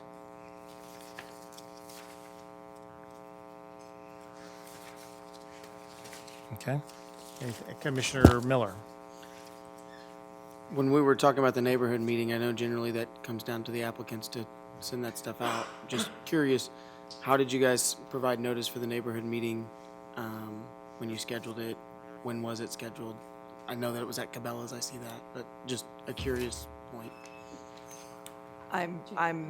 Don't know the answer to that question. I can answer that. Oh, great. The neighborhood meeting information came, GBA held the neighborhood meeting on behalf of Copart. They sent out the notices and stuff. I just mean, who? Was that all on? We provided within them, 250 feet? we were provided them with the list that we sent the notices to the property owners. It's the same list. Okay, so in this letter from the engineering firm, it says the west 100 to 150 feet of the Copart property drain from east to west under pre-construction conditions onto the property west of Copart. The portion of the Copart property was 2 to 4 feet higher in elevation pre-construction, elevation 758 to 760 feet above 756. Post-construction, aside from the west 12 feet, the west 140 to 150 feet of the Copart property now drains northeast away from the property to the west, reducing the drainage area to the property west of Copart. The drainage area to the property west of Copart has been reduced by approximately 65,000 square feet. So it's my understanding, so it's actually better than it was before. Is that what? That seems what the letter stating says. Okay. All right. Any other questions? Yeah, I guess I'm going back to. Or is this for staff or is this for the applicant? For them. Okay. Now, they gave you a list of people to notify the meeting. Did you use that? Because we're trying to figure out why this person who paid an attorney and has come to this meeting tonight was not notified. Do you know if they are out of town or was the corporate office that sent it? Or do you know? I don't know the answer to that question. So now there's some notes in here which I had something like Cabela's, but you're not sure that everybody on that list that was given to you by staff was notified. I don't. Okay. I can't speak to that. All right, thank you. Other questions? Okay, I'm going to close, and we're going to close this portion, and we're going to get staff comments and recommendations while the other information circulates. So we had recommended approval in the staff report. I think with the questions concerning the neighborhood meeting, it might be beneficial to hold it over and give some time for communication. So that's what I would recommend. Okay. Questions for staff? So you recommend a 30-day holdover, or do you need longer? I'd like to, do you guys think you could resolve it within 30 days? I'm a lawyer, I need at least 60. 60 days? Okay, recommendation from staff is for a 60-day holdover. Is there any questions? I have a question. So, because our report says under public opposition, none to date, is that just based on the fact that there was no meeting according to the report, and nobody came? Because I'm just trying to wrap my mind around, he's saying he had communication. It started way back in January of 2019 and somewhat continued almost up to this point. But I'm just trying to understand no public opposition. I think that possibly that could be in there because it seems like the communication had happened in 2019, and maybe this property owner that's in opposition, it seems like they weren't very aware of this situation until very recently. So I think that could be where the distance came in as far as no opposition on the renewal portion of it. I don't think that that reflects that there was no opposition on the initial application. Okay. And 60. I believe that's May 11th. Mr. Chairman, I've conferred with legal staff. Could I say something, please? Yes, please. In reviewing the neighborhood meeting notes, and this was not caught by the planner assigned to this case, neighborhood meetings are to be held within the general vicinity of the property in question, which is at 61st and Kansas Avenue. The neighborhood meeting was held at Cabela's, which is at 103 Cabela's Drive. So I believe that Director Richardson will back me up when he returns on Wednesday, and legal counsel has agreed that a new neighborhood meeting needs to be held. Okay, so a 60-day holdover would be in order. And then I have another kind of comment question for staff, and that is also in the report, because we said Public Works went out to the property, correct? And so Yes. what we see are 3 items, but then in response, it says none. It just doesn't seem to reflect what I've heard this evening that transpired with regard to Public Works having gone out to the property. So the public works site visit was actually today. He went out there this afternoon. So that would have been after the staff report had been published. But the public works comments are pretty standard, and these are typically comments that engineering will make to the applicant regarding their site plans and their engineering plans. So basically what the none means is that our engineering team did not have any comments related to their engineering plans. Yes. And just a suggestion, I know I'm not the subject matter expert, but with regard to our responsibility here, what I would like to see going forward, because clearly there's a dispute. And so when we have the subject matter experts from Public Works, subject matter experts from engineering with the right technical expertise, somebody to definitively say, what is the source of the water? And then so be it. If it's not attributable to Copart, just tell us that. Yeah. But we need expert opinion on, okay, so what is the problem and who is it attributable to? I agree, and I would recommend that the applicant maybe consider bringing their engineering team to the follow-up meeting next time we have this meeting. Thank you. Okay. Further questions for staff before I entertain a motion? Seeing none, I'll entertain that motion. Move to hold over for 60 days so that the parties can, or May 11th, so that the applicant can hold another neighborhood meeting. We can get some more clear information. I'd like to see the photos that were discussed earlier on to have a clear record. Second.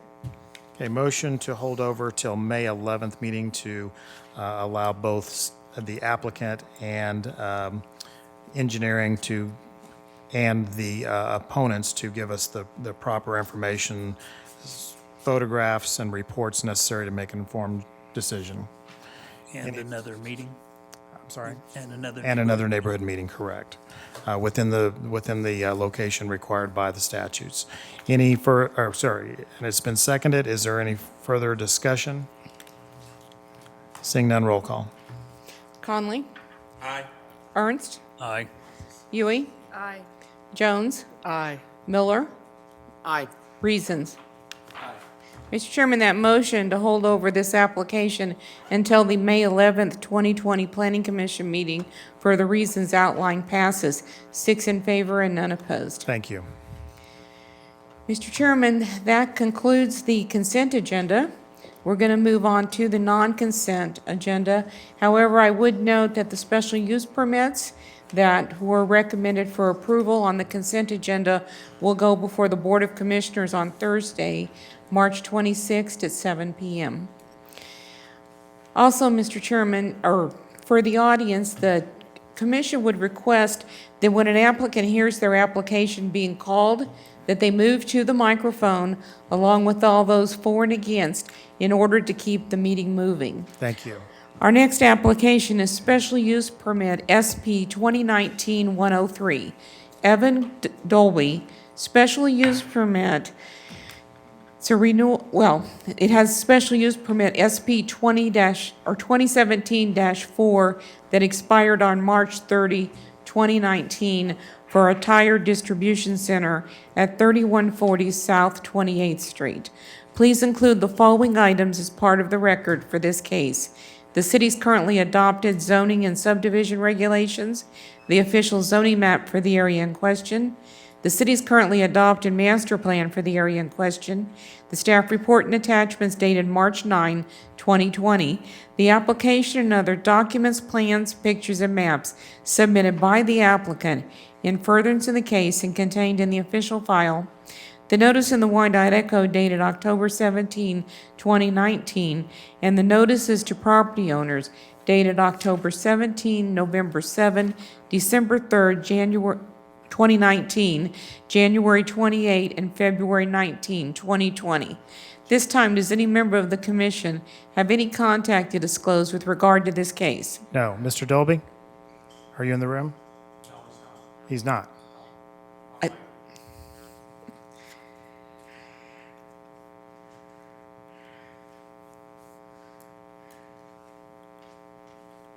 Mr. Dolby's in Fort Mill, South Carolina. I'm Mike Long. I'm the operations manager for the facility. Are you representing him? Tonight I am, yes, sir. Okay, Yes, sir. that's who I was looking for, because Yes. we called, so Yeah. here's what she's talking about. When she calls your case, come to the microphone. That speeds things up rather than we have to look for you, okay? So be at the microphone by the time she's done with this lengthy discussion that we're having. So, okay, you're on. Okay. We've been there, I started in August, and we found out about this through Ms. Parker, and we got all over this. So we're a tire distribution center, the old Budweiser facility, the Shasta distribution, and I became the branch manager back officially on August the 5th. And so we're trying to rectify and get this thing moving again. I think the ball has been dropped throughout this process, so we're here to fix it. Okay, so tell us about what you're wanting to do. we're Your special use actually- permit is for the operation of a Yep, tire. yes, tire distribution center. Yes, sir. We're a Continental General Distributor. We go out and service the public when they have flats alongside the road, construction companies, things of that nature. Basically, we just store tires and repair, put tires on. That's basically what we do. Okay, and do you want to go ahead and explain what happened to your, why your special use permit expired before I turn Yeah, Mr. well, I'm Mr. not- Connolly loose on you? It's been thrown on my plate. I'm here to fix it, and we probably don't have a lot of excuses for it. Okay. Yep. Questions for the applicant? Okay, seeing none, is there anyone in the audience who wants to speak in favor of or opposition to this request? Seeing none, we will close the public portion of the meeting. We'll get staff comment. Can I make one more comment? Okay. Yeah, we did have a meeting last Friday for the minutes and all that, and no one did show up. And just to let you know that we got all over this, and to let you know that. And that's been submitted back to the staff. Okay. We recommend approval, subject to the stipulations in the staff report. Okay, thank you. Any questions for staff? Seeing none, I'll entertain a motion. Second. Motion to approve by Commissioner Huey, seconded by Commissioner Miller. Any discussion? Seeing none, roll call. Conley? Aye. Ernst? Aye. Huey? Aye. Jones? Aye. Miller? Aye. Reasons? Aye. Mr. Chairman, that motion to recommend approval of this application, subject to the staff's comments and suggestions, passes. 6 in favor and none opposed. Thank you. This will be heard once again on March 26th at 7 p.m. Mr. Chairman, our next application is Special Use Permit Application SP 2019-104, Ryan Danley with Comfort Engineering LLC. Special use permit for a storage container for an office building at 3317 Strong Avenue.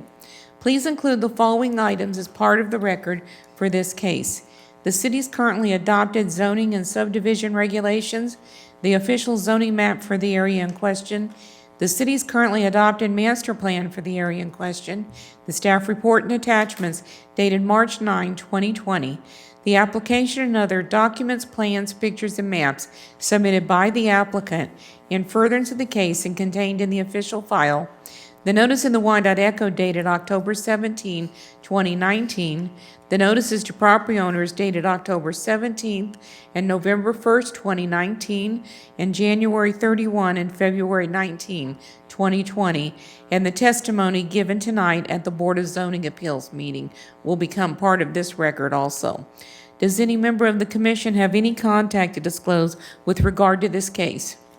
No. All those for and against, please come to the front of the room. First off, I apologize for trying to get you to the mic. I got my Dolbys and my Danleys confused, so that's why Mr. Farley looked as confused as you did when I was pointing to get you up to the microphone. So let's start all over with your name and address. Ryan Danley, 3317 Strong Avenue. And while we have your testimony, you want to give us a quick synopsis of what you're doing here? Having a container out back for extra storage, owning a heating and cooling company for extra ductwork and such in the container. And we heard from your neighbors that they were supportive of your efforts. Is there any discussion for the applicant?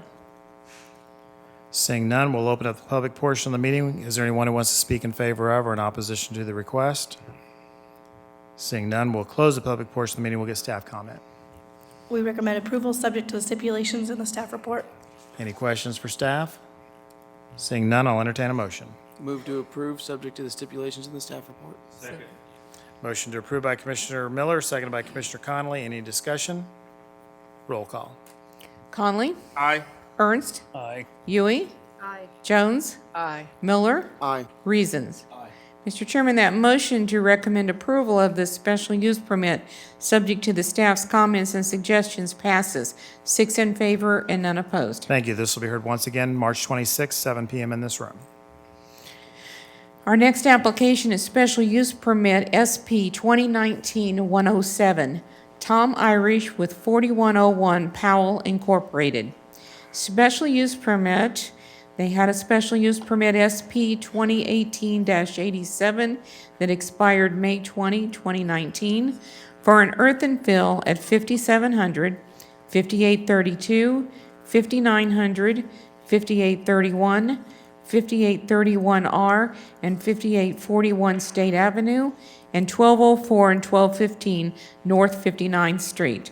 Please include the following items as part of the record for this case: the city's currently adopted zoning and subdivision regulations, the official zoning map for the area in question, the city's currently adopted master plan for the area in question, the staff report and attachments dated May 9, 2020, the application and other documents, plans, pictures, and maps submitted by the applicant in furtherance of the case and contained in the official file, the notice in the Wyandotte Echo dated October 17, 2019, and the notices to property owners dated October 17th and December 26, 2019, and January 8 and February 3rd, 2020. Does any member of the commission have any contact to disclose with regard to this application? No. All those for and against, please come to the front of the room.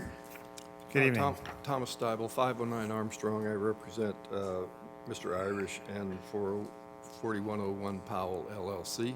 Okay. We think we did a good job of writing up, and the development. What we have here is a site on both sides of State Avenue. On the south side is primarily a fill area, but there will be a cut that has to take place along State Avenue on the east side. The north side of State Avenue is primarily a cut. We've worked out an agreement with the Corps of Engineers that is going to take the materials off of the north site, and that's going to have to meet with their schedule. That's one of the reasons why the city has looked at this over a 4-year plan. They're going to use that for levee repairs and improvements. There doesn't seem to be much controversy with that I'm aware of. At the neighborhood meeting, we did have a neighbor from North 59th Street that came in who was concerned about water flow because when the school district built the football field, she had a little problem with water in a creek that ran by her house. But she seemed comfortable with with how we are going to move forward. The south side, we have a neighbor on the west that came to the meeting. I don't see them here tonight. They indicated that they were okay with the plan as the plan, the original plan existed. The original plan has not changed. We also had a neighbor who has complained in the past. He did not attend the meeting, but we had 2 follow-up meetings with him. I met with him individually, and myself and Matt Watkins met with him. And he feels like he understands the project a little better. And I was no longer here in opposition. We've gone through, we've had 2 meetings with staff at the city. We believe we've addressed the issues that they have had from the past. We're pretty much in agreement with the recommendations that the city is making. I would indicate there are 2 things that the city concerned about their stipulations. One was that a plan be submitted to the city, and of course we're willing to do this for the when the Corps starts to remove the product from the north site. But actually that's going to be the Corps of Engineers and their contractor that is doing that. Our organization will not be involved in that, so it will probably be up to them to make that route plan with the city. And then I wanted to acknowledge that the city asked that any construction that was done on any of the property be permitted, and of course we would do that. But there are no plans for any construction to be completed at the city at this time. I would address any questions that you might have. Okay, thank you. Are there any questions for the applicant? Okay, seeing none, we'll open up the public portion. I'm sorry. Sir, if you're going to speak, I need you to come to the microphone.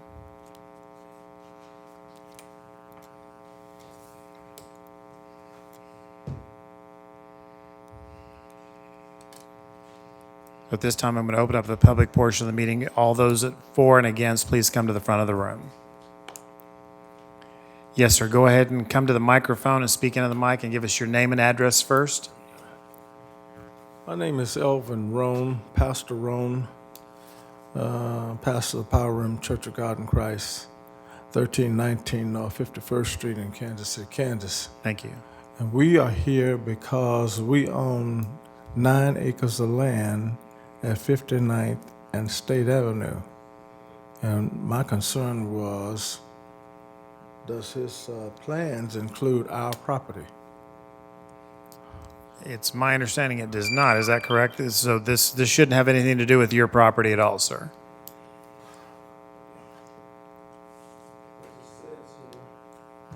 It talks about the corner, it talks about the corner at 5831 State Avenue. And so you go Can't down hear you, here, sir. Go ahead and it says- speak into the microphone for me, sir, so we can pick you up on record. You're concerned with 5831 State Avenue? My concern is with 5900. Okay, 5900 State On the- Avenue, is that? 5900 on the north side. Mm-hmm. Yeah. Is that your property? Yes. Okay, can we get some clarification from staff?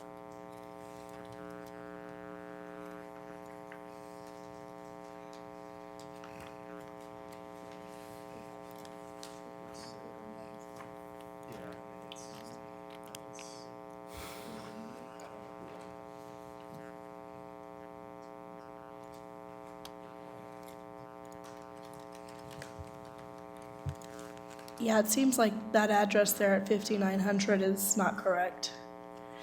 Do you guys want to speak to that at all?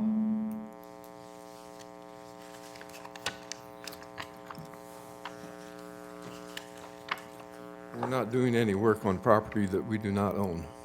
So 5900 State Avenue is not part of your application?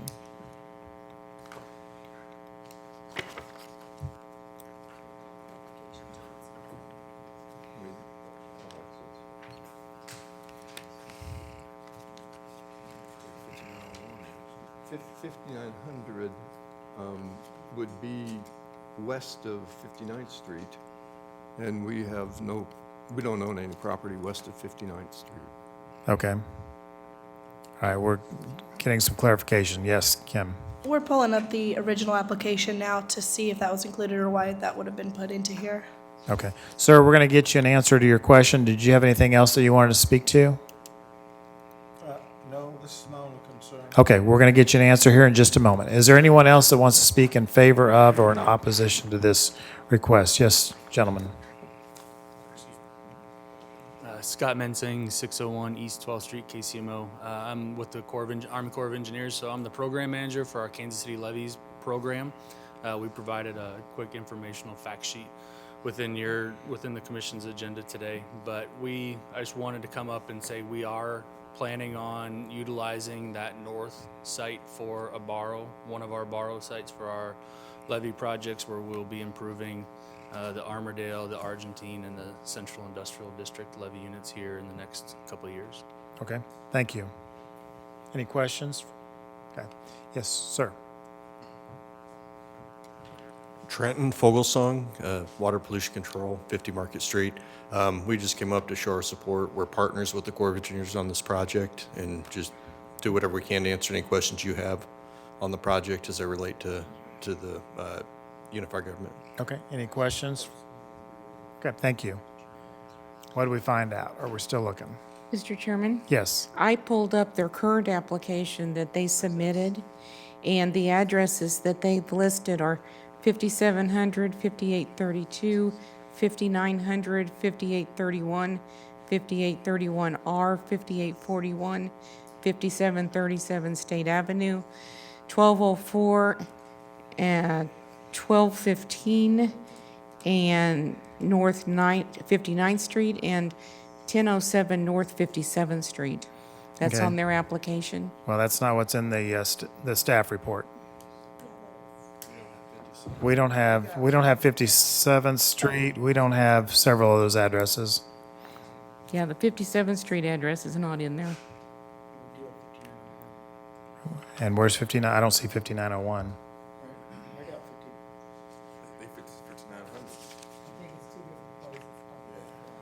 5737.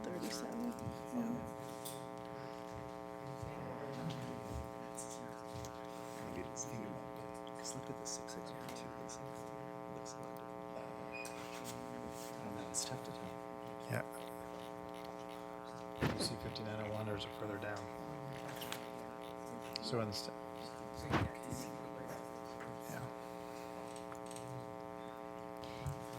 Yes, it looks like some addresses might have been included on this application that are not within the ownership of the applicant, because we do see that 5900 is listed on the application as well, on the initial application. All right, can we get some definitive answers on what the addresses that we are talking about? Because again, I don't see a 57th Street and I don't see a 5901 anywhere, and should that even be a part of it? If 5900's not, I'm assuming 5901 isn't. Oh, yeah, it would be across the street, yeah. 5901 is mentioned on the top of page 6, Page 6, yeah. 5901 on page 6. very top. Nothing on 57.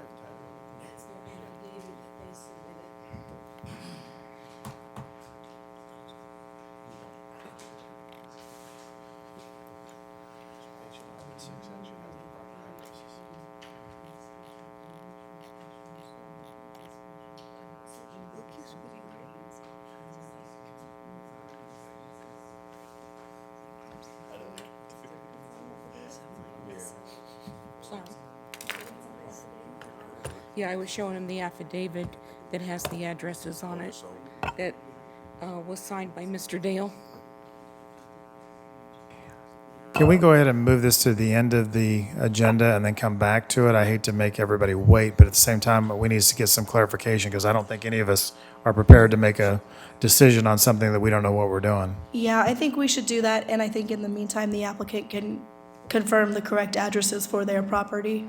Okay, I just want to apologize to the members of the public that are here about this. We're going to move this to the end of our agenda, where we're going to get some clarification to your questions and make sure we get this thing right before we do anything, okay? Okay, you want to go ahead and call the next case, Janet, while we... Sure. The next case is Special Use Permit SP-2020-5, Advanced Stores Company Incorporated. Special Use Permit, they had a Special Use Permit SP-20-17-34 that expired on June 29, 2019, for a parking lot at 21 South 18th Street.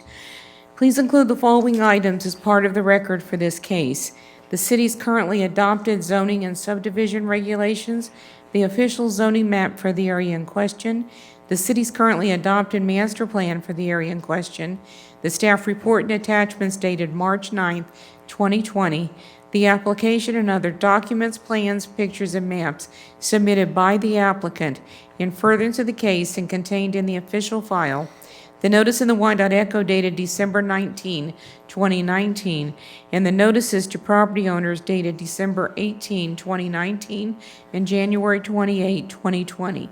Does any member of the board have any contact to disclose with regard to this case? No. All those for and against, please come to the front of the room. Good evening. Good evening. Go ahead and give us your name and address and tell us about your project. Garrett Sinistraro, 1204 Research Park, Lawrence, Kansas. I'm here representing Advance. I'm the district manager for the store at 1 South 18th Street. I am here to request a renewal of a special use permit. The permit was allowed to expire. We had a corporate contact on file with the city. I am now that contact, so we won't have that problem going forward. I have complied with all of the requests, as well as the stipulations that are included in there, and provided updated site photos as well as held the meeting. Okay. Any questions for the petitioner? Okay. Seeing none, I will open the public portion of the meeting. Is there anyone who wants to speak in favor of or in opposition to this request? Seeing none, we will go to our busy staff and get their comments. We have recommended approval subject to the stipulations of the staff report. Thank you. Any questions for staff? Seeing none, I'll entertain a motion. Motion to approve. Second. Motion to approve by Commissioner Huey, seconded by Commissioner Miller. Any discussion? Seeing none, roll call. Conley? Aye. Ernst? Aye. Huey? Aye. Jones? Aye. Miller? Aye. Reasons. Mr. Chairman, that motion to recommend approval of this special use permit, subject to the staff's comments and suggestions, passes 6 in favor and none opposed. Thank you. This will be heard once again on March 26th, 7 p.m. in this room. Thank you. Thank you. Our next application is special use permit SP 2020-16, Raleigh Miller. Special use permit for a short-term rental Airbnb at 939 Orville Avenue. Please include the following items as part of the record for this case: the city's currently adopted zoning and subdivision regulations, the official zoning map for the area in question, the city's currently adopted master plan for the area in question, the staff report and attachments dated March 9, 2020, the application and other documents, plans, pictures, and maps submitted by the applicant in furtherance of the case and contained in the official file, the notice in the Wyandotte Echo dated February 13, 2020, and the notices to property owners dated February 12, 2020. At this time, does any member of the board have any contact to disclose with regard to this application? No. All those for and against, please come to the front of the room. Good evening. Good evening. Go ahead and give us your name and address. My name is Raleigh Miller. I live at 939 Orville Avenue. Go ahead. Go ahead and tell us about the project. I bought my house in October, and it's got a very nice guest room upstairs and a guest bathroom. Thought I would invite some folks to pay for short-term stays through Airbnb. I have a driveway that was according to the property report when I bought the place, big enough for 8 cars. I think that's a little bit generous, but certainly has enough space for 6 cars. We're talking about a rental for 1 or 2 guests, which would mean at the most 1 or 2 cars in addition to mine. That means that the driveway is more than adequate. I did have a neighborhood meeting. 3 people showed up, all of whom were perfectly congenial and seemed supportive of the project, indeed asked for my contact information so they could tell their friends to rent themselves. I think that's the only things that might raise concern, but happy to answer questions. Okay, any questions for the applicant? Okay, seeing none, we'll open up the public portion of the meeting. Anyone who wants to speak in favor of or in opposition to the request? Okay, seeing none, we'll close and we'll get staff comment. We have recommended approval of this application, subject to the stipulations, and because the applicant does live in the home, we have recommended for 2 years. Okay, questions for staff? Seeing none, I'll stand for a motion. Recommend approval for 2 years, subject to the stipulations in the staff report. Second. A motion to approve for 2 years made by Commissioner Miller, seconded by Commissioner Huey. Any discussion? Seeing none, roll call. Conley? Aye. Ernst? Aye. Huey? Aye. Jones? Aye. Miller? Aye. Reasons. Mr. Chairman, that motion to recommend approval of this special use permit, subject to the staff stipulations, passes. 6 in favor and none opposed. Thank you. This will be heard once again on March 26th, 7 p.m. in this room. Thank you very much, everyone. Thank you. Our next application is special use permit SP 2020-21, Brittany Jones. Special use permit for a group home for 5 to 7 girls aged 13 to 17 at 2912 North 47th Terrace. Please include the following items as part of the record for this case: the city's currently adopted zoning and subdivision regulations, the official zoning map for the area in question, the city's currently adopted master plan for the area in question, the staff report and attachments dated March 9, 2020, the application and other documents, plans, pictures, and maps submitted by the applicant in furtherance of the case and contained in the official file, the notice in the Wyandotte Echo dated February 13, 2020, and the notices to property owners dated February 12, 2020. At this time, does any member of the commission have any contact to disclose with regard to this application? No. All those for and against, please come to the front of the room. Good evening. Hello. Go ahead and give us your name and address and tell us about your project. My name is Brittany Jones. My address is 2912 North 47th Terrace, Kansas City, Kansas, 66104. And my project, I'm asking for a special use permit for a group home house inside my house for adolescent females aged 13 to 17 years old. Okay, and where will these young ladies be coming from? They will live in Wyandotte County. But I mean, where will they be coming from that they're going to be coming to stay with you? Foster care, sorry. Foster care? Yeah. Okay.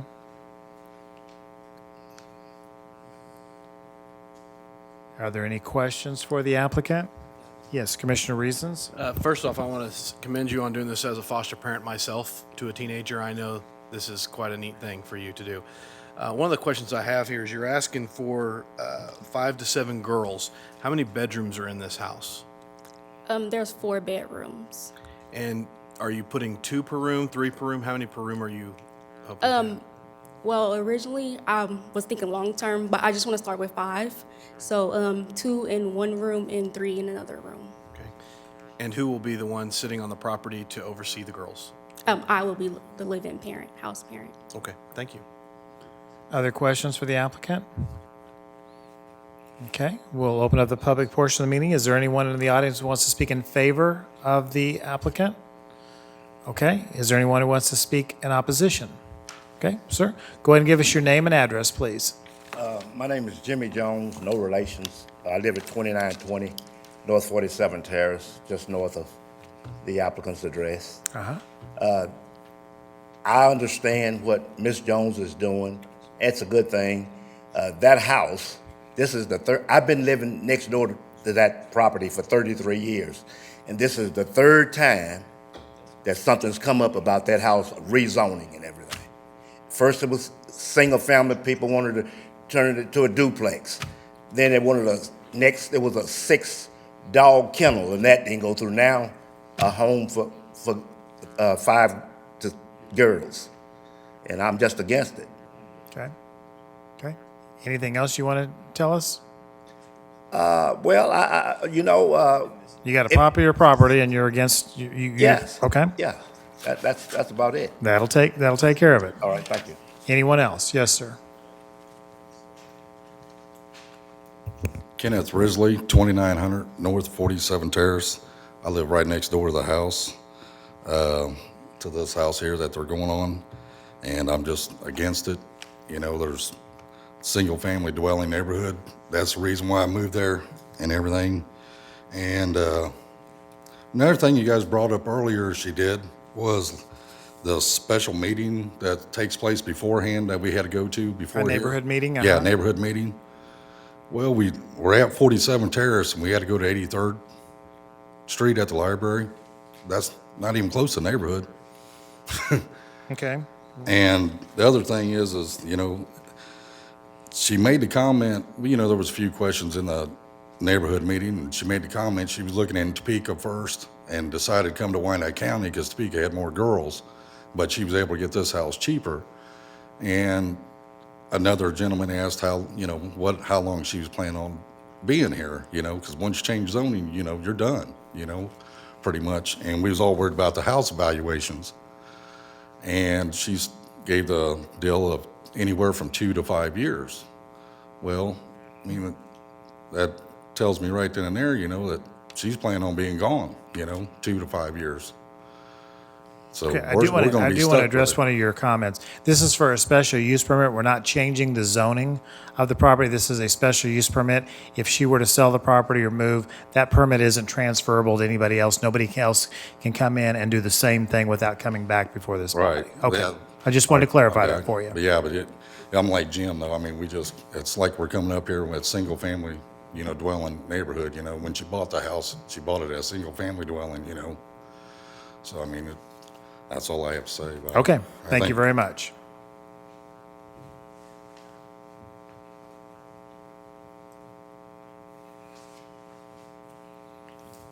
Yes, sir. Name and address. My name is Robert Pike, 2911 North 48th Street. I live directly behind the house. It's Okay. I've lived there 60 years. I am against this because I worked for the Census Bureau and interviewed 3 of these houses when I worked for them. And although they were doing a good job for the girls, everybody in the neighborhoods that I was interviewing afterwards complained about the traffic. When you've got teenage girls, you're going to have teenage boys. And the streets are just not set up for cars being run in, parked, and it's going to make a mess. It already is a mess in my backyard, but I can clean that up. But I just think it's going to ruin the whole neighborhood, and I've been there, like I said, 60 years. And I saw, when I worked for the census, what it can do to the neighbors. And the girls, I won't comment because I didn't care for the way the girls were in the houses that I interviewed, but at the same time, that's not here or there. I can't even discuss it, come to think of it. Okay. That's it. All right. Excuse me, sir. We got a question for you. Yeah. So when you're saying that, what's Your microphone's on. when you're saying what your previous experience was with girls and traffic, and you said the mess in your yard, are you talking about still related to Ms. Jones' request and her being there now, or are you talking about something months or years No, I'm ago? talking about similar houses. I had to go to 3 different houses that are set up pretty much probably what she's going to have. And I not only interviewed the people in the houses, but I interviewed the houses around the neighborhood. And it was the neighbors, almost without exception, that hated it. So- because of the boys, because of the traffic, and, well, those So are, I have another clarifying question. So you're saying there were other houses when you worked for the Census Bureau that just weren't single-family dwellings, but they were foster homes similar to what Ms. Yes. Jones is wanting to set up? yes. 3 in your neighborhood previously? No, not in our neighborhood. They were in different neighborhoods throughout the city. Okay. I have a question. Yes, Commissioner Connolly? So, Is it for if, sir? Sir, he's got a question for you. I'm sorry. So my question is, Yeah, if these were not foster kids and they moved into this as a family, would you still have a problem with that? Because what you're saying is because they're girls, or is it because you think they're foster kids? I mean, it's a single family house, and so she can move in or have kids and stuff like that. So that would that still be a problem if it was just her natural kids? Would that be a problem to you, or is it There just wouldn't be any because choice then, would there? just because they're foster kids? I mean, I'm trying no, to. foster has nothing to do with it. It has nothing to do- just It's 'cause the they're number kids? of people and the people that they'll draw to the neighborhood. So she had 3. So if she limited the numbers to like say 3 girls, that would be okay to you? I wouldn't have any choice, would I? I didn't hear you. I wouldn't have any choice, would I? No, I'm asking you a question to see if, because you said I had 6 kids, so I'm not gonna gripe about somebody having 3 kids. and they had boyfriends that came over, or girlfriends or whatever. That's and, right. And you was able to live through that, right? That's right. Okay. All right. And Just wanted limited. to make sure. And limited. All right. Thank you. Anyone else want to speak? Yes, ma'am. Lisa Johnsher, 2909 North 47th Terrace. I'm right across the street. I don't understand why she needs a special permit if she just wants to foster children. I have no problem with you fostering children. You need a special permit to do that. Also, if you want 5 to 7 children, are they all going to have the same social workers and the same therapists and things like that? You're going to have a high influx of traffic coming in front of my home, parking in front of my home, and people constantly going in and out. Next door, the family is predominantly boys, so you have boys running in and out. Is that going to create an issue with these females? My more concern is why a special permit for foster children, for one, and the increase in the influx of traffic, because you are going to have various workers and case managers and so forth, on and on and on, because they are foster children. So you will have an increase in influx of people coming in and out of the neighborhood that you're not used to. So that's just a concern of mine. Sure, we'll get you some Because a lot answers of to that. times that I've already noticed, there are cars being parked in front of my house blocking my mailbox, and there's nobody at my home, and there's nobody at my neighbor's home. They walk across the street. And there's plenty of parking in front of that home. Why is it necessary to park and block the areas in front of my home as opposed to in front of your home? Okay, we'll get you some answers. Thank Okay, you. thank you. I'm Question sorry, for her. we had a Yes. question. Sorry. All right, so I understand your concern about people parking in front of your house, because I have the same issue. And I tried to call somebody, and they told me the street belongs to the city and not me. But now, is there a lot of what we would say teenage kids in that area? I mean teenage kids. Yes. And you don't have any problems now? I'm not a night owl, but I do know that there are a lot of people that walk up and down the street after hours, both on 47th Terrace and 47th Street.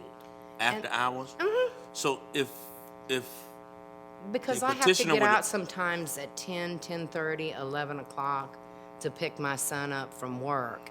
And there's just all kinds of people on the streets that shouldn't be. I'm not sure if they're teenagers. They may be 20, they may be 25, they may be 15. I'm not good at depicting their ages, but yes. We Your won't ask you to testimony guess any of now- ours. So your testimony now is you already have some existing problems, right? Is that what you're trying to say? I don't think they're people that live on that block, though. They're just wandering. And I mean, there's a nice police presence. They do patrol the streets because of that very reason. Because there's an existing problem. So, and the reason we ask these questions is, one, we take a lot of things into consideration. And so when we start trying to map it, because we can put in stipulations that, hey, you have to have these young girls, I guess, in house or something, I don't know, but and ensure that they don't walk the streets and stuff like that, and there might be some state regulations. I don't know how that works, but our overall plan is try to please everybody. So that's why I asked you those questions. Now, as far as the traffic and the cars in front of your street, you said that you witnessed that those cars that's parked in front of your street going into her house. Is that what you're saying? Or you don't know? No, I've seen people get out of a vehicle and walk across the street to 2912. And the reason I'm asking is because I can ask her, will she have a problem if you came to her door and says, hey, can you have your friend to move the car? I mean, so, because like I said, we're trying to make this harmonious. That's what we try These to are do. some of the things we can All right, thank you. address. So, all right. Anything else you want to let us know? No, thank you. All right, thank you. I Oh, do I'm have- sorry, I have Mr. one Reasons question. has a question. Yeah, just one question, ma'am, just one more thing. And I just want to speak to the traffic side, because you were wanting to know about how many people come and go. And because I'm in the same situation, I know that each child has a caseworker, and usually they have a therapist. Those are typically the only two people that will come in. The caseworker, you're lucky to get them to come by once a month. You're lucky if that happens. The therapist, depending on the child's situation, can be once a week. So you're not talking to everybody that's worried about the traffic. You're not talking about hundreds of cars coming through each week. You're not even talking about 30 cars per week. Also, just a heads up, I know everybody's always concerned about the teenage girls. If they were teenage boys, I'd be a little bit more concerned than with the teenage girls, because this is a huge need in Wyandotte County alone.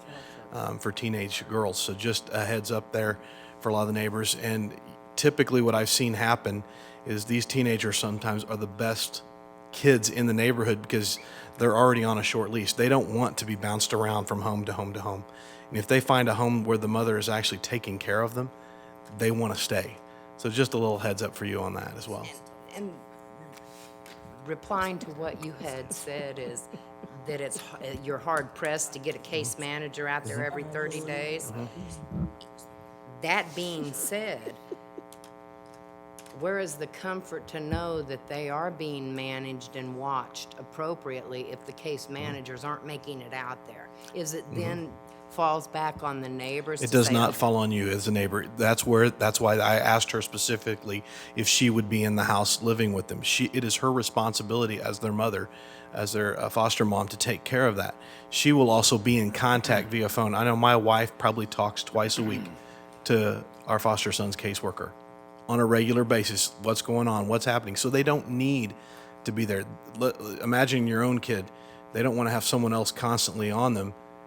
It's enough to have the foster parent on them constantly. So, that's where having these open dialogues with her is very helpful, and having the community talk amongst each other, because in a sense, we've heard it said in years past, it takes a village. It really does. It really does. And you probably see that in your own neighborhood now. So just a word of encouragement on that. But we're going to address some of your concerns, and we're going to get some answers for you. Okay, Thank you. Anyone else like to speak? Okay. Yes, can you go ahead and come back up to the mic? We're going to ask you a few questions. You want to address some of the concerns from your neighbors? Maybe start with traffic and parking, and Okay, I'll talk. go ahead and pull that microphone down so we can hear you. Thank you. Okay, I'll talk about the concern about the boys. Just like any home, you set the rules for who comes in and who comes out of the home. And I have a day, which would be Saturdays, so that we can have visitors come into the home. I think I submitted some paperwork on how the daily schedule would look to the staff. And also with the traffic, like I said, the people who would be in the home daily would be the girls. I would be in there daily. Also, case managers would come in monthly, therapists weekly. I would have public speakers come in, and they would come in monthly or possibly bi-weekly. Friends and family of the clients would come monthly as well. So How would you address the parking for these people that are coming to the house? Visitors, social workers, case managers, public speakers. How can we alleviate some of the concerns of the neighbors? We've got people parking across the street already when there's plenty of parking on your property. yeah, that I had that same problem with people parking on my yard. So those aren't always my visitors who come. But how I would address the problem is I have two garages, which I would park in one, and also my support service provider, who would be parking in the second the garage. Also, I can fit 2 cars in the driveway, and also there's 4 cars that can fit in front of the property. So that makes it a total of 6. Okay. Mhm.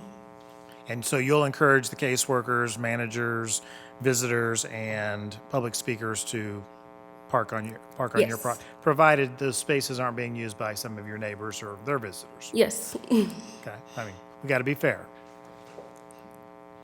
Okay, any other questions that we need to address? So we talked about the case manager, we talked about parking, traffic, and boys, or visitors. Let's just Yes. leave it at visitors. Yeah. Commissioner Connolly. Now, are these long-term, short-term? How? Because you said some of them are 17, and some of them are, or is it more or less that's their first place that they go, and then they kind of move on? Somebody else takes them in, or how does that work? What's the? My long-term goal is to take in kids who don't have permanent placement. As a lot of people know that teenagers are hardest to place in foster families. So my goal is to kind of raise these kids so they can transition into adulthood. Okay, you kind of confused. You said your long-term goal.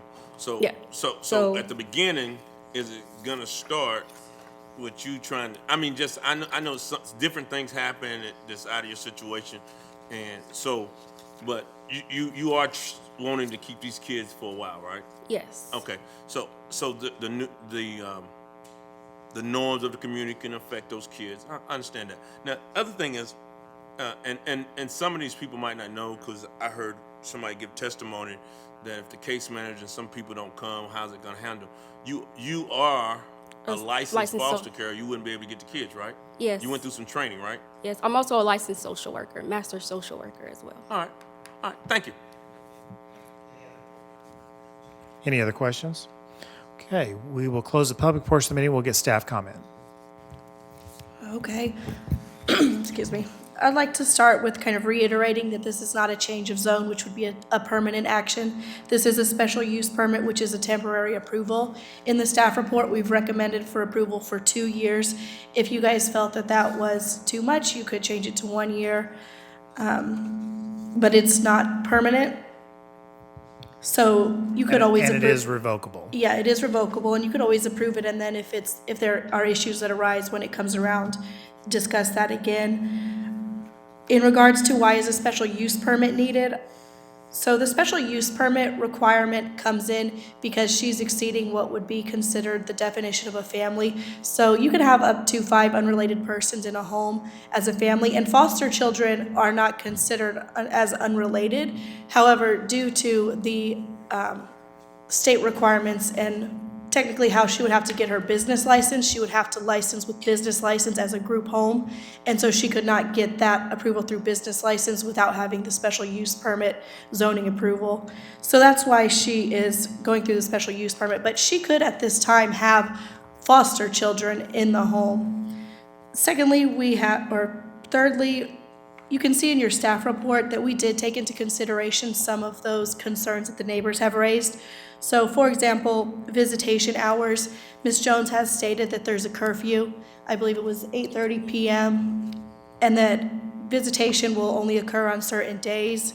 And I think it's important to note as well for the traffic aspect that the visitors to the home, for example, the therapists and community partnerships, they're not all coming on the same days. So for example, it says the therapist will come every Thursday, community partnership every second Tuesday of the month. So you wouldn't have 5 or 6 cars out there at one time. And then also noting that although some of the youth are of age to have their own vehicles, I don't believe that it's probably very likely that they would, considering the circumstances.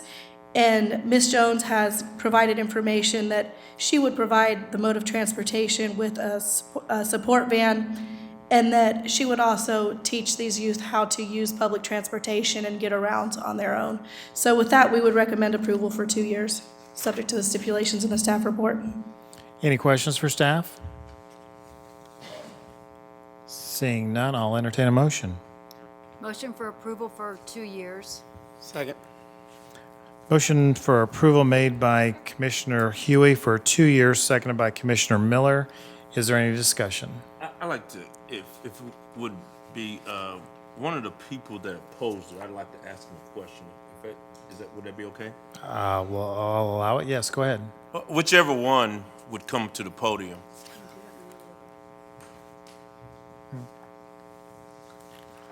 All right, now, based off the information that you've heard and how we tried to process this, now, it has been recommended that this be for 2 years. And also within those 2 years, if you have any type of problems, you bring it for us and we'll review it, and then the permit can be revoked. Now, is that something that you think would satisfy some of the things that was said to back up? Would that satisfy? Not me, because that's something we were told that has not been said here tonight. She said this was her ministry, because we asked her about the church. Oh, okay. I haven't heard that tonight. Okay. And that makes a big difference? Yeah, it makes a big difference. Is the church moving next door? I mean, what we're saying is, which one is it? Is she having church there, or is she having a day, children care? Which one is it? It's going to be a foster care? Well, we still don't know which one. Well, some people use a ministry and it's not a building. It has nothing to do Well, with it. I understand that, but it didn't come up tonight till now. So knowing that within 2 years, anything that you see that you consider a violation, you can report to us. We understand that. We understand you that. understand? That's clear. We understand that. But what I want you to understand is, this is a trial basis. Yes, and, yeah, and, we and understand all that, but it's not next door to you, it's next door to me. Okay. All right, yeah, thank that's you. what I'm saying. All right. Okay, thank you. It's not next door to you. You don't live there. I understand. Thank you. No more questions. Yeah. Any further discussion on the motion for approval for 2 years? Seeing none, roll call, please.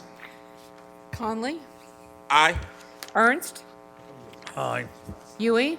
Aye. Jones? Aye. Miller? Aye. Reasons? Aye. Mr. Chairman, that motion to recommend approval of the special use permit for 2 years, subject to the staff's comments and suggestions, passes 6 in favor and none opposed. Thank you. This will be heard once again on March 26th at 7 p.m.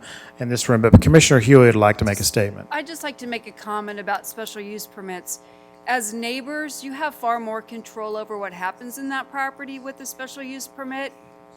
And as the foster care parent, I would just recommend that you really build a strong relationship with your neighbors so that you have their support and understanding, and so that there is some understanding of what's going on in the home, but also just to build that community, not only for yourself and the neighbors, but also for the foster children.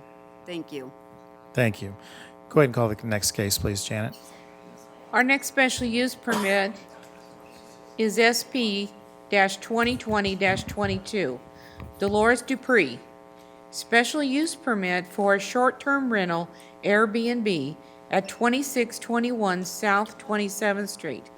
Please include the following items as part of the record for this case: the city's currently adopted zoning and subdivision regulations, the official zoning map for the area in question, the city's currently adopted master plan for the area in question, the staff report and attachments dated March 9, 2020, the application and other documents, plans, pictures, and maps submitted by the applicant in furtherance of the case and contained in the official file, the notice in the Wyandotte Echo dated February 13, 2020, and the notices to property owners dated February 12, 2020.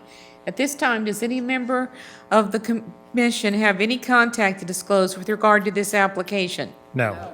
All those for and against, please come to the front of the room.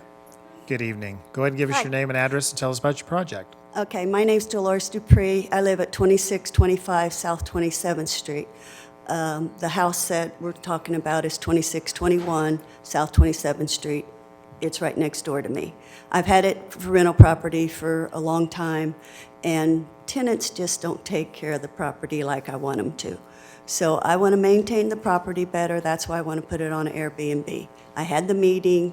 3 people came, and they were all in support. I've had several phone calls from my neighbors, and they were all in support, and I've talked to neighbors just when I've been outside. And this is one of my neighbors that Okay. supports me. Okay, well, it sounds like you've done some of your homework. Is there any questions for the applicant? Yes, Commissioner Miller. Just clarifying, you said you live right next door? Yes. Thank you. Any other questions? Commissioner Jones? Ma'am, I hear what you're saying too about your experience with tenants. In the report, like the first 3 pictures we have are rather unsanitary pictures of something.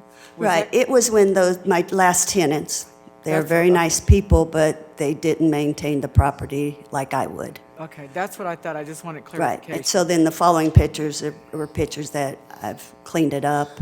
They didn't maintain the yard. I'm 65 years old. I plant a lot of flowers. I've planted flowers over there. People just let it go to weeds. So I live in that neighborhood. I want to beautify that neighborhood. Good, thank you.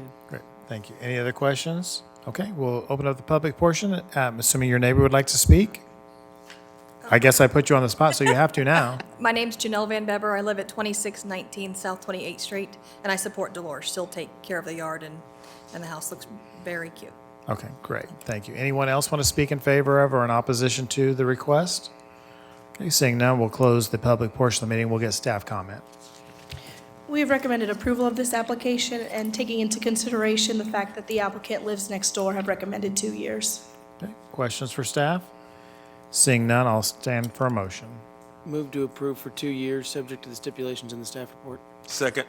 Motion to approve for 2 years made by Commissioner Miller, seconded by Commissioner Conley. Any discussion? Roll call, please. Conley? Aye. Ernst? Aye. Yui? Aye. Jones? Aye. Miller? Aye. Reasons? Aye.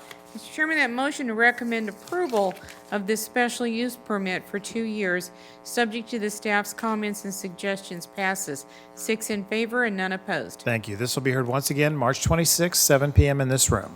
Okay, and I'm required to come to that meeting, You right? probably should, just in case. Okay. Okay. I just have to work that night, but thank you. Oh, I'm Thank you sorry. very much. Thank you. Our next application is Plan Review PR 2020-4, Carter Mann with McDonald's USA LLC. Preliminary and final plan review for demolition and construction of a McDonald's restaurant at 605 South 7th Street, Traffic Way. Please include the following items as part of the record for this case: the city's currently adopted zoning and subdivision regulations, the official zoning map for the area in question, the city's currently adopted master plan for the area in question, the staff report and attachments dated March 9, 2020, the application and other documents, plans, pictures, and maps submitted by the applicant in furtherance of the case and contained in the official file, and the notices to property owners dated February 12, 2020.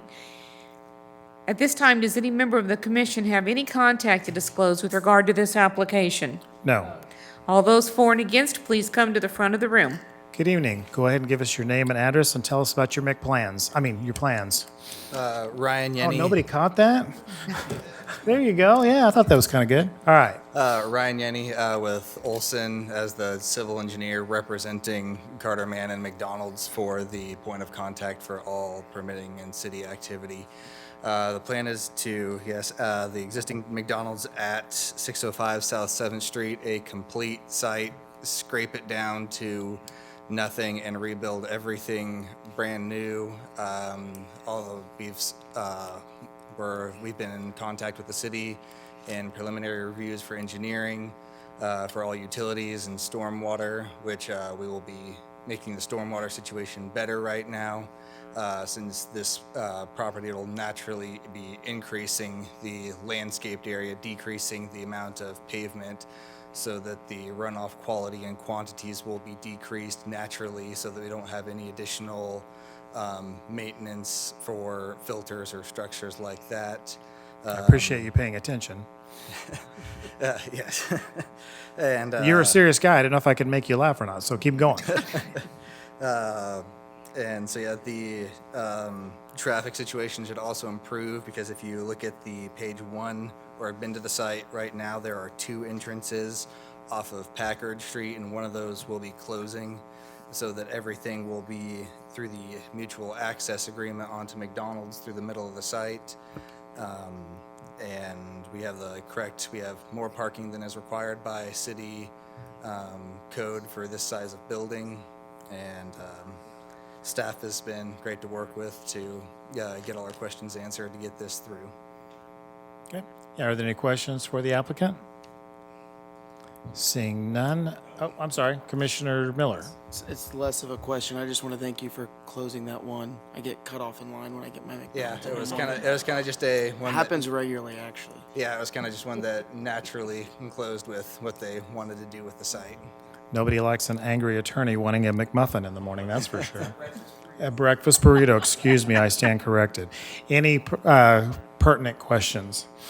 Okay, we'll open up the public portion of the meeting. Anyone want to speak in favor of or in opposition to this request? Seeing none, we will close and get staff comment. We are recommending approval subject to the stipulations in the staff report. Any questions for staff? Seeing none, stand for that motion. Move to approve subject to the stipulations in the staff report. Second. Motion to approve by Commissioner Miller, seconded by Commissioner Connolly. Any discussion? Seeing none, roll call. Conley? Aye. Ernst? Aye. Huey? Aye. Jones? Aye. Miller? Aye. Reasons? Mr. Chairman, that motion to recommend approval of this application, subject to the staff stipulations, passes. 6 in favor and none opposed. Thank you. This will be heard once again, March 26th, 7 p.m. in this room. Thank you. And now we're going to go back to our earth and fill project, correct? Yes, I believe they're in the hallway, so we...